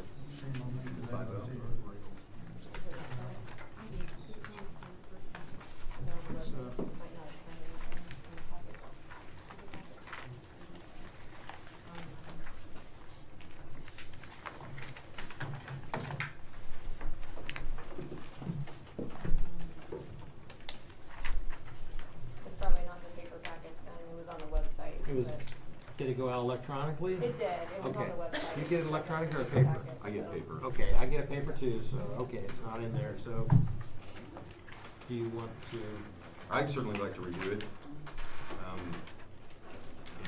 We waited a few weeks here, and I don't know when you're, this is on the fishing? No. Yeah, this is on the community. This community projects, this is a Oh, policy for. community project, okay, gotcha. So let me, one other quick discussion on this. How does this affect our service program, our service, Eagle Scout project? Does this We affect will- them in any way? No, we will not hold it up. Then I would move that we table it. Got a motion to table? Second. Seconded by Mr. Hickman. Roll, please. Yeah, I'll withdraw my motion to adopt. Okay. Motion's withdrawn, and we have two motions to table. Jess, roll please. Walther, Yes. Powell, Yes. Barstow, No. Hayes, Yes. Hicken, Yes. Carter. Yes. Okay, resolution 2019-050 is back table. Resolution 2019-061, a resolution to accept and confirm infrastructure improvements for Hazelwood, Section 5, Part 2, development for public maintenance and operation by the city of Tuscaloosa. So moved. Moved by Mr. Barstow, seconded by Mr. Powell. Discussion? Mr. Mayor? Yes. So the question is to Alan, this is the development where the builder wanted us to just sort of take him on a wing and a prayer, is that right? That is correct. That's been fixed? That is No correct. wings, no prayers? No Okay. wings, no prayers. All right. Any other discussion? Roll, please. Powell, Yes. Barstow, Yes. Hayes, Yes. Hicken, Yes. Carter, Yes. Walther. Yes. The resolution passes. Resolution 2019-062, a resolution consenting to the 2019 ODOT Municipal Bridge Inspection Program, PID number 109334, and authorizing the city administrator to execute all contracts to complete the same. So moved. Moved by Mr. Second. Barstow, seconded by Mr. Powell. Discussion and roll. Barstow, Yes. Hayes, Yes. Hicken, Yes. Carter, Yes. Walther, Yes. Powell. Yes. Resolution passes. Resolution 2019-063, a resolution consenting to participate in the ODOT LIC KNO FY 20 Guardrail Project, PID number 110864, and authorizing the city administrator to execute all contracts to complete the same. So moved. By Mr. Barstow and seconded by, was that Mrs. Carter? That was me. Mr. Powell. Discussion? I get confused those two. All I hear is a little bleep. Sorry, I'll be louder. Paul Yes. gets his hair done, everyone thinks he's.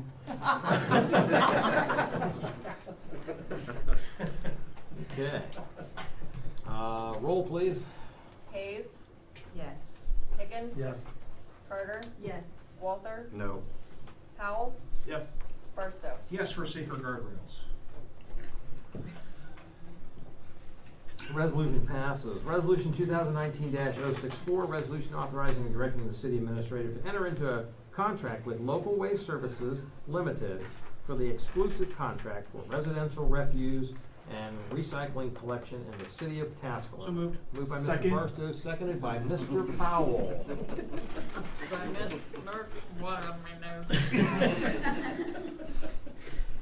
Discussion. I just want to say, I know that this involves an increase in rates, however, I got really good recommendations from a friend of mine who's in Arlington. I contacted him today when I saw this. They've had a contract with him for many years. They're very satisfied, very happy. If you can make the people in Upper Arlington happy, We can probably make people in just about any other community How happy. about Granville? Well, I don't know, what I think in Granville, the plumber takes care of your trash, but I don't know. But anyway, so the people are really happy, you know, so. Okay, I'm I sorry. think Mayor, or Tim had a question. In this case, Well, I would also second, look, whenever we do this, and it was mentioned at the beginning by the gentleman from Waste Management, there is going to be pain because it is different and because it is a change. Had we gone with Waste Management, number one, there would have been a rate increase for the citizens that would have been even more, and nobody would have been allowed to put out bagged trash. You know, I understand why their business model is to go that direction, but this is not a city where that's feasible. Thank you. And I'm sure that there will be people's bins who don't get picked up, or people won't like the colors of the bins, or they won't, a wide variety of things. Because it is changed, there will be pain, but I don't think there was any way around it. We're definitely not a community that's ready for just one dumpster and the guy drives down the road, dumps it, goes, we're not there yet. I don't think we need to be there. Like, sorry, I don't think. I'm sorry, yeah, I didn't mean that we needed We're to like, get we there. don't need to, like, we have to grow into that. No, I completely agree that when I clean out my house this winter, I don't always fit it all into the trash can. So if I wanna put out 5 bags of trash, I should be allowed to do that. So I'm glad you said that, Tim. Thank you. Would you mind if I make a comment before the vote? Hang on, we have citizens' comments coming up, okay? Just hang on. Yes, ma'am. I just wanna make sure with this, I changed many moons ago, probably 8 years ago, when we went from Waste Management to Big O. There was quite the debacle in the switch of the cans, and I remember it was 8 years ago because I had an infant and I had diapers, and I had to throw trash in there.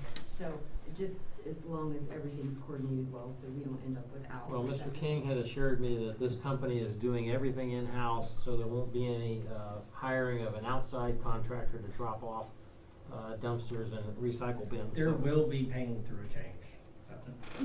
I'm sorry? There will be pain through a change. Sure, Sure. right, but I think a smoother pain. I just wanna make sure that that was Manage. something that was, you know, brought up with them, and I understand that it's not gonna be perfect, but we need to try to learn from past mistakes. You're happy? I hear, yep. Yep, very good. Any other discussion before we have the roll? Jeff? Pickens, Yes. Carter, Yes. Walther, Yes. Howell, Yes. Barstow, Yes. Hayes. Yes. Okay, on a motion, the motion to authorize a letter in response to the NPDES permit to be sent to the Ohio Environmental Protection Agency on behalf of the city council. So moved. Second. Moved by Mr. Hicken and seconded by Mr. Barstow. Any discussion? I think Mr. Walker had some changes he thought were appropriate. I don't know if we need to put that in the. Yeah, actually, the change, I think the change involved the downspout change. Right. And I'm wondering if we need to make it with that change in mind. I would change my motion if that's a necessity. Do we need to amend, Mr. Law Your- Director? Truly, the motion is just authorizing the letter, so just The letter can be anything. with the letter, yeah, there's no I letter. would echo Mr. Walter's comments. Yeah, with the understanding that the utility department's gonna change it, we all agree that that's, okay, that's good. Any other discussion? Roll, please, Jess. Carter, Yes. Walther, Yes. Howell, Yes. Barstow, Yes. Hayes, Yes. Pickens. Yes. Motion passes. Any other? Yes, sir. I'll just say, once those changes are made, we'll make sure council gets an updated copy. Okay. What's being said. Very good. Any other motions? Just Yes. do, administration, Mr. King, or Mr. Zets, we need a motion to officially direct the administration to start the process for the, rate board, the Oaks, or are you just gonna advertise? Does that be sufficient? Is that enough? That we just ask you to do it? For Oak Meadow. For the Oak Meadow, Yeah. for the Oak Meadow rate board, excuse me, I'm getting You're confused. still back on. I'm still back with my own, my own. the Oaks and the EPA and all Well, that. I think that's I think- fine, because Just you say- just, it just says you have to appoint them, but I don't think Okay, it, as all right, long as. just wanna make sure. And we have to do advertise it. so. Okay, all right. Okay, no other motions? Yes, sir. Do we need a motion for the Eagle Scout project? Yeah, I'd like to make a motion that, council, endorse and move forward with, the Eagle Scout project of Gregory Johnson, beautifying, Pataskala's Freedom Park flagpole area. Is that a motion? Need a second? Second. Seconded by Mr. Walther. Discussion? And roll. Walther? Yes. Powell? Yes. Barstow? Yes. Hayes? Yes. Picken? Yes? Carter? Yes. Okay, motion passes. And just remember now, next meeting, I'll be asking for a motion if you're all comfortable with the landscaping proposal. Okay, so I'll be asking for that. Any other motions? Okay, additional citizens' comments. Anybody wish to speak? You can step up to the mic, give me your name and address, and you have 3 minutes. Taylor Greeley from Rumpke Waste and Recycling. I was hoping to actually make a comment before the vote for the waste and recycling contract. You know, I came tonight to introduce myself. I thought there might be misunderstandings about our bid because Rumpke was the lowest base bid. I guess it's not, you know, extremely relevant anymore, but I do regret that we didn't get any contact. We weren't reached out to. Just like Local Waste, we are a family-owned and operated company, heavily involved in Ohio. We own and operate the only recycling center in a couple counties, and that's where most of Licking County's recycling goes, regardless of who collects it. So it would have been nice to have more of an opportunity to tell you about the services that we provide. But thank you for giving me the time at the end, and best of luck. Anybody else wish to speak? Yes, ma'am. Can I respond to that? Sure. If it's council's pleasure? Hold on just a second, sir. if I you don't would. wanna be rude, but in the beginning of the meeting, we had the open council I would have loved to have known that. That would have been really helpful for me, but in the beginning of the meeting, when we had open council comments, that's when we would have heard from you. I did sign up for that, and with respect, I wanted to wait till it was more relevant in the meeting. That's the only time we have for council comments. Sorry. Thank you. All right, sir, go ahead. Just your name and address again, sir, and you have 3 minutes on. Todd Mountain, 332 Enos Loomis Street, Pataskala, Ohio. On anything we've discussed tonight. Go ahead. Yes, on the discharge zone, I'd like to comment on Mr. Barstow, and I'd like to see that he's gonna support the Bullet Ranch, but you said, its intended use wasn't initially commercial but recreational. Well, what's the difference if somebody's out there giving a landowner thousands of dollars to go hunt on their land and shoot, or you're going to the Bullet Ranch to pay? It's still recreational use, and for those of us, it saves us from going out to Dillon or Marengo or anywhere else that keeps business in town. So I say it's working as it's intended. The only difference is I know the Bullet Ranch is paying their taxes on the money they collect, and the landowner that's collecting thousands of dollars, I'm sure he's stepping up and paying. Oh, and as far as the road goes, out here, you build a police station, you got nice city hall, it's a shame they gotta drive down that road to get there. That road is actually on, we waited until the construction was over, it's gonna be done That's good. before the end of the year. All right, Yep, thank you. yep, already on the agenda, yes.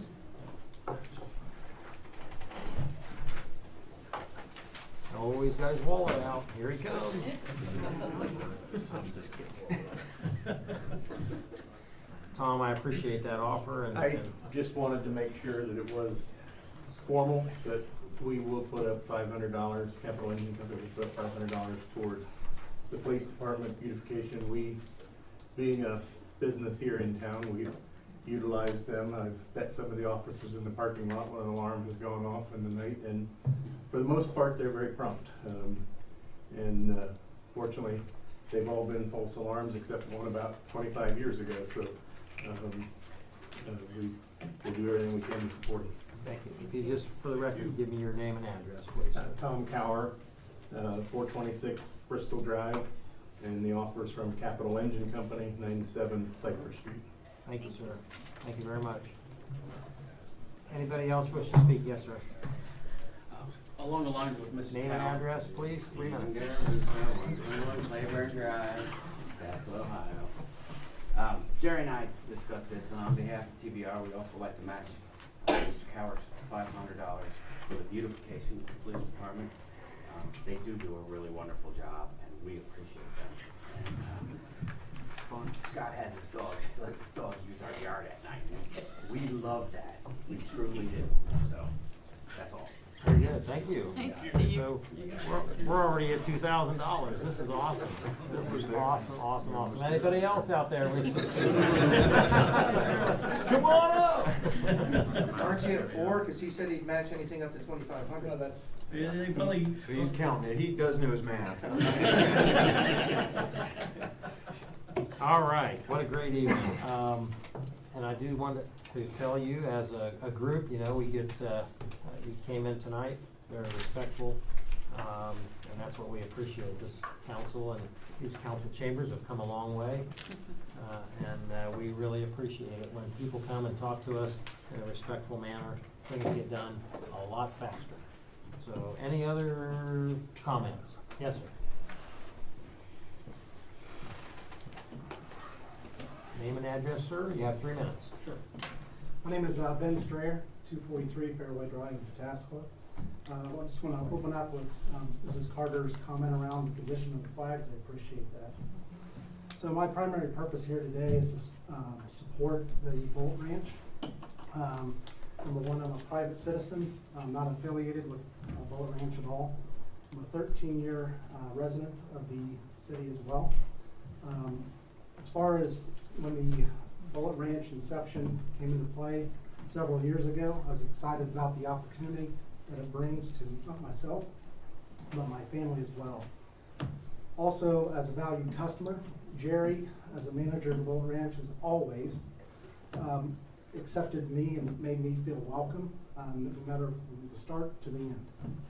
So what I've heard today, as far as objections, is number one, the 5-stand or shooting trap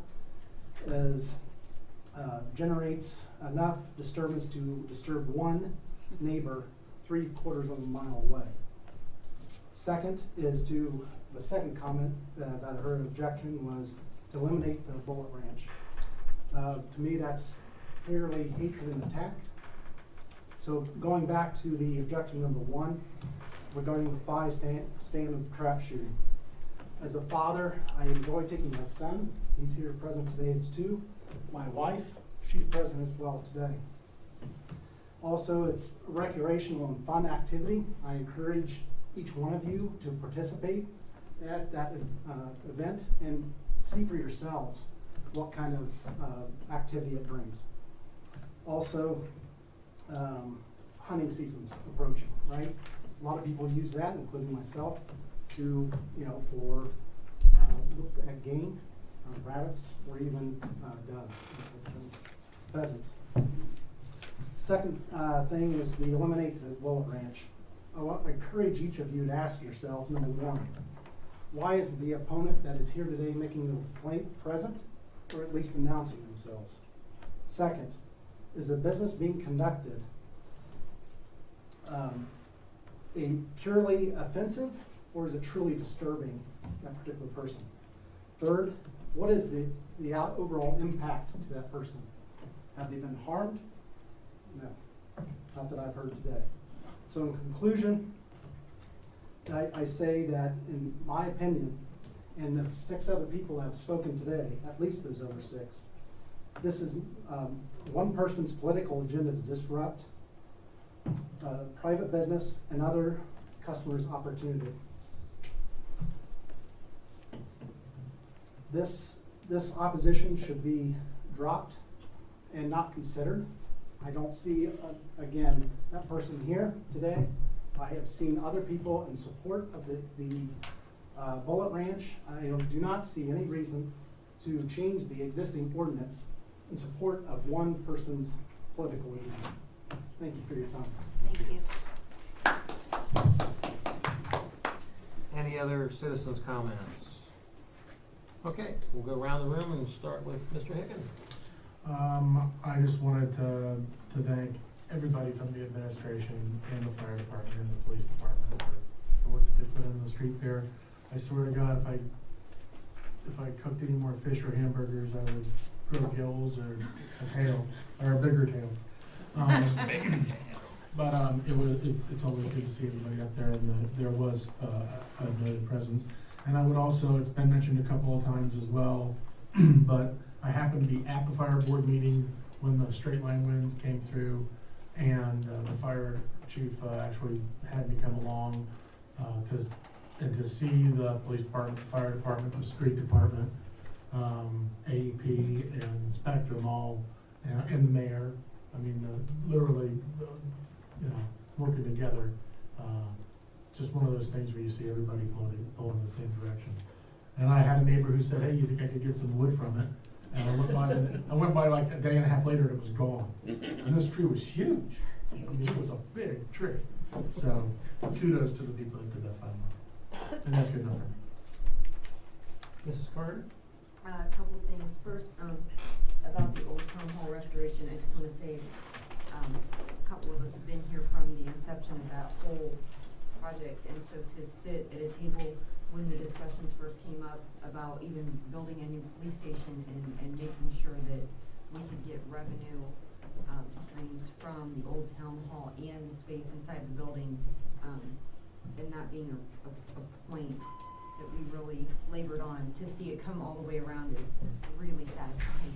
So the wheels move slow, but when you finally do get to see something finally come together, it's really great. So I'm pleased to see how this all fleshed out.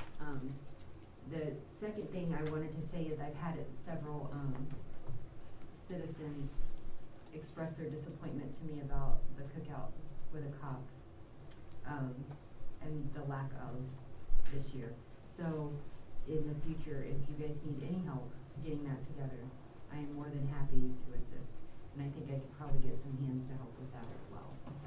We'll take it. Thank you. Yeah, that was sorely missed. We'll take it.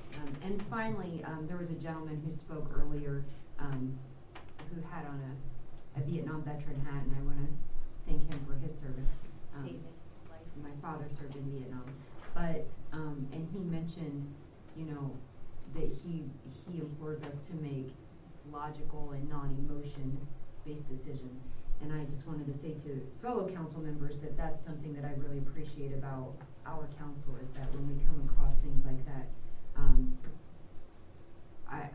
national politics or whatever have rarely come into play in this council chamber. We really do look at every subject for what it is and deal with just the facts and respectfully. So with that, I just want to say thank you. Mr. Powell? Just thanks to everyone who had a hand in the street fair. It was good event as always. I want to get a development committee meeting scheduled. I know I was thinking next council meeting night, but Ms. Carter said she cannot make that. So maybe an off week Monday, either this next Monday or the Monday after the next council meeting. Well, and I was gonna, and if you don't mind, I was gonna mention at the same time to Alan, when you think we need to have a street committee meeting, because it is because the next council meeting falls on the Tuesday after Labor Day, it is my son's only home cross-country invitational of the season, where, he runs varsity, so that's a mom thing that I have to be at. So, but I would be willing, if we needed a street committee meeting to next Monday, I don't know if that's too soon, but I didn't wanna wait until after the following council meeting. But I don't know if we could back it up with development. I'm willing to do that, so whatever you guys come up with, I can try to make it,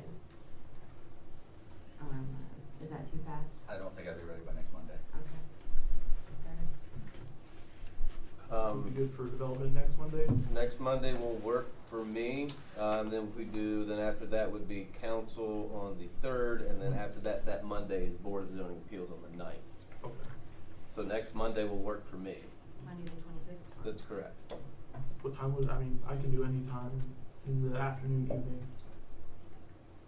So, Well, for me, Scott, I'm gonna say I assume earlier in the afternoon the better, right? 4 o'clock, 4:30? Yeah, I'm not gonna dissuade you from that. Okay. I would do that. I could do 4:30. That's good. Yeah, I was just gonna ask, see if that would work for school and everything. 4 Got through that? Got that, 26, Jeff? 4 through. Good. That's all I have. Mr. Barstow? Yeah, a couple things. Again, I appreciate folks coming out and expressing their views on the boat ranch and other issues. That was, it's always very informative. Just a couple things. One gentleman, I think was, I don't know if he's still here or not, he talked about the commercial aspect. When I say that, I mean something, a property that is strictly commercial use, not necessarily the landowner renting it out to hunters during the season or renting it out to people. We probably wouldn't even know about that.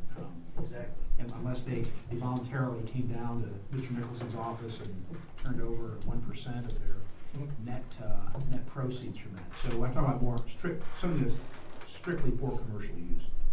We haven't even gotten to that point yet. We're just still in the discussion phase. And somebody was upset, I don't remember who it was, about the high property taxes in Pataskala. If your property taxes are high in Pataskala, you come to the wrong meeting.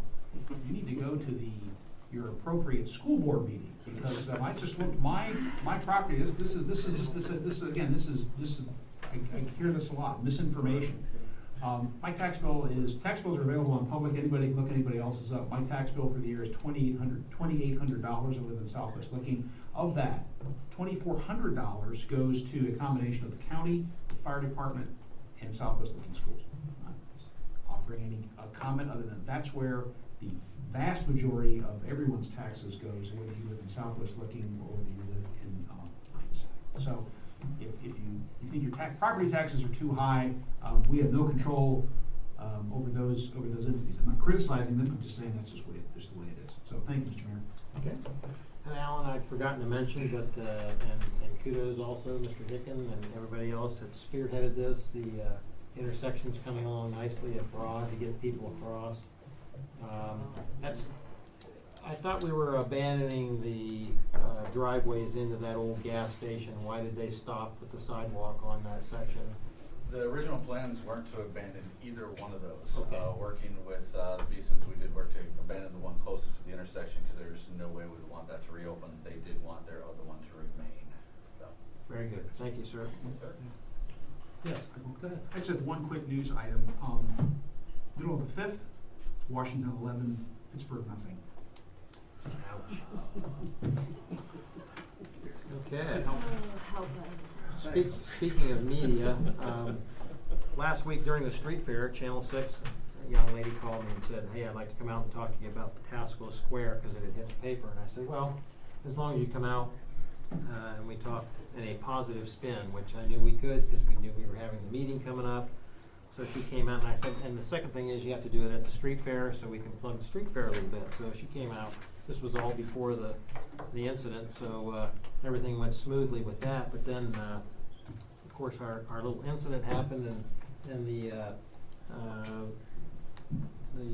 three networks descended like flies on. And when I went to each one of them, either in text or in person, and said, I don't appreciate you being here, interrogating our residents about something that never materialized, and chastise them again for once again coming out for something negative when we've had so much positive stuff, the police station, all those things, can't get them to come out here. And so I told them so. I hope that's everybody's feelings because It's too late now. Yeah, well, Already spoken. so don't come back unless you're coming out here for something positive. And then I just want, for clarification, thank you, Tom, for your 500, and Jerry and Steve, was that 500 each? No. That was $2.50. It's $4.99 and $1. Ouch. It actually came from my wife, so it wasn't for me. Okay. All right, thank you. Mr. Zets, do you have anything? That's for them to work out. That's all Yeah. I got nothing. I'm going to, Tim, utility meeting this Friday. Thank you very much, Eddie. Yes, this Friday, we're looking at lunch-ish. 11 should be good for me. 11. We checked with Tom Lee, he's able to make it that time. Really, the main thing on the agenda is Scenic View Estates, where we're talking about different possibilities that they might be able to use to hook into sewage, hook their sewage to the city to make that place a reality. So we still continue to struggle with it. looking at different options, we're being as open as we can, but we're also protecting the citizens of the city. Okay, second thing I had, today was, Lanier's first day as the pool manager for the city, and I think it went smoothly. It went smooth. I was down there earlier, there wasn't anybody screaming or yelling or anything, so. Except that for the was- mayor, he was swimming. Well, that's, I'm getting to that. Anyhow, so Lanier, obviously, as Ann and myself would offer, I'm gonna offer Ann actually, anytime you need help, give her a call. She'll be glad to help you. And I will be too, so. Lastly, you know, Mayor, I don't know if, we get to say this enough, but thank you very much. Thank you for your voice, except for to the news agencies, everything but that. But, you know, you work tirelessly to make projects positive, you make them, you finish them. This landscaping project caught me off guard today, I wasn't expecting that one, when you were telling me about it. So, you know, it just makes me really proud that you're our mayor, so I Thank appreciate you. it. Appreciate it. Answer your phone this morning, you just talked to me. Well, But it was 5:45 when you Yeah, called. when he calls it like. Thank Okay. you, Andy. Go ahead. I agree with Andy. You just always have a positive spin on things, and we appreciate that. Kudos, I didn't get to say this earlier, but Granville Street, thank you. That was great. Street fair was great. Slow down, school started for Licking Heights last week. Southwest Licking this week. A lot of student drivers on the road. As a mom of a 17-year-old driver, I just taken my other two kids, and this will be the first year we have all three Hayes kids in one car. So just keep in mind that we have a lot of student drivers on the road. Main Street work begins after Labor Day, so we'll couple of months of wrapping that project up.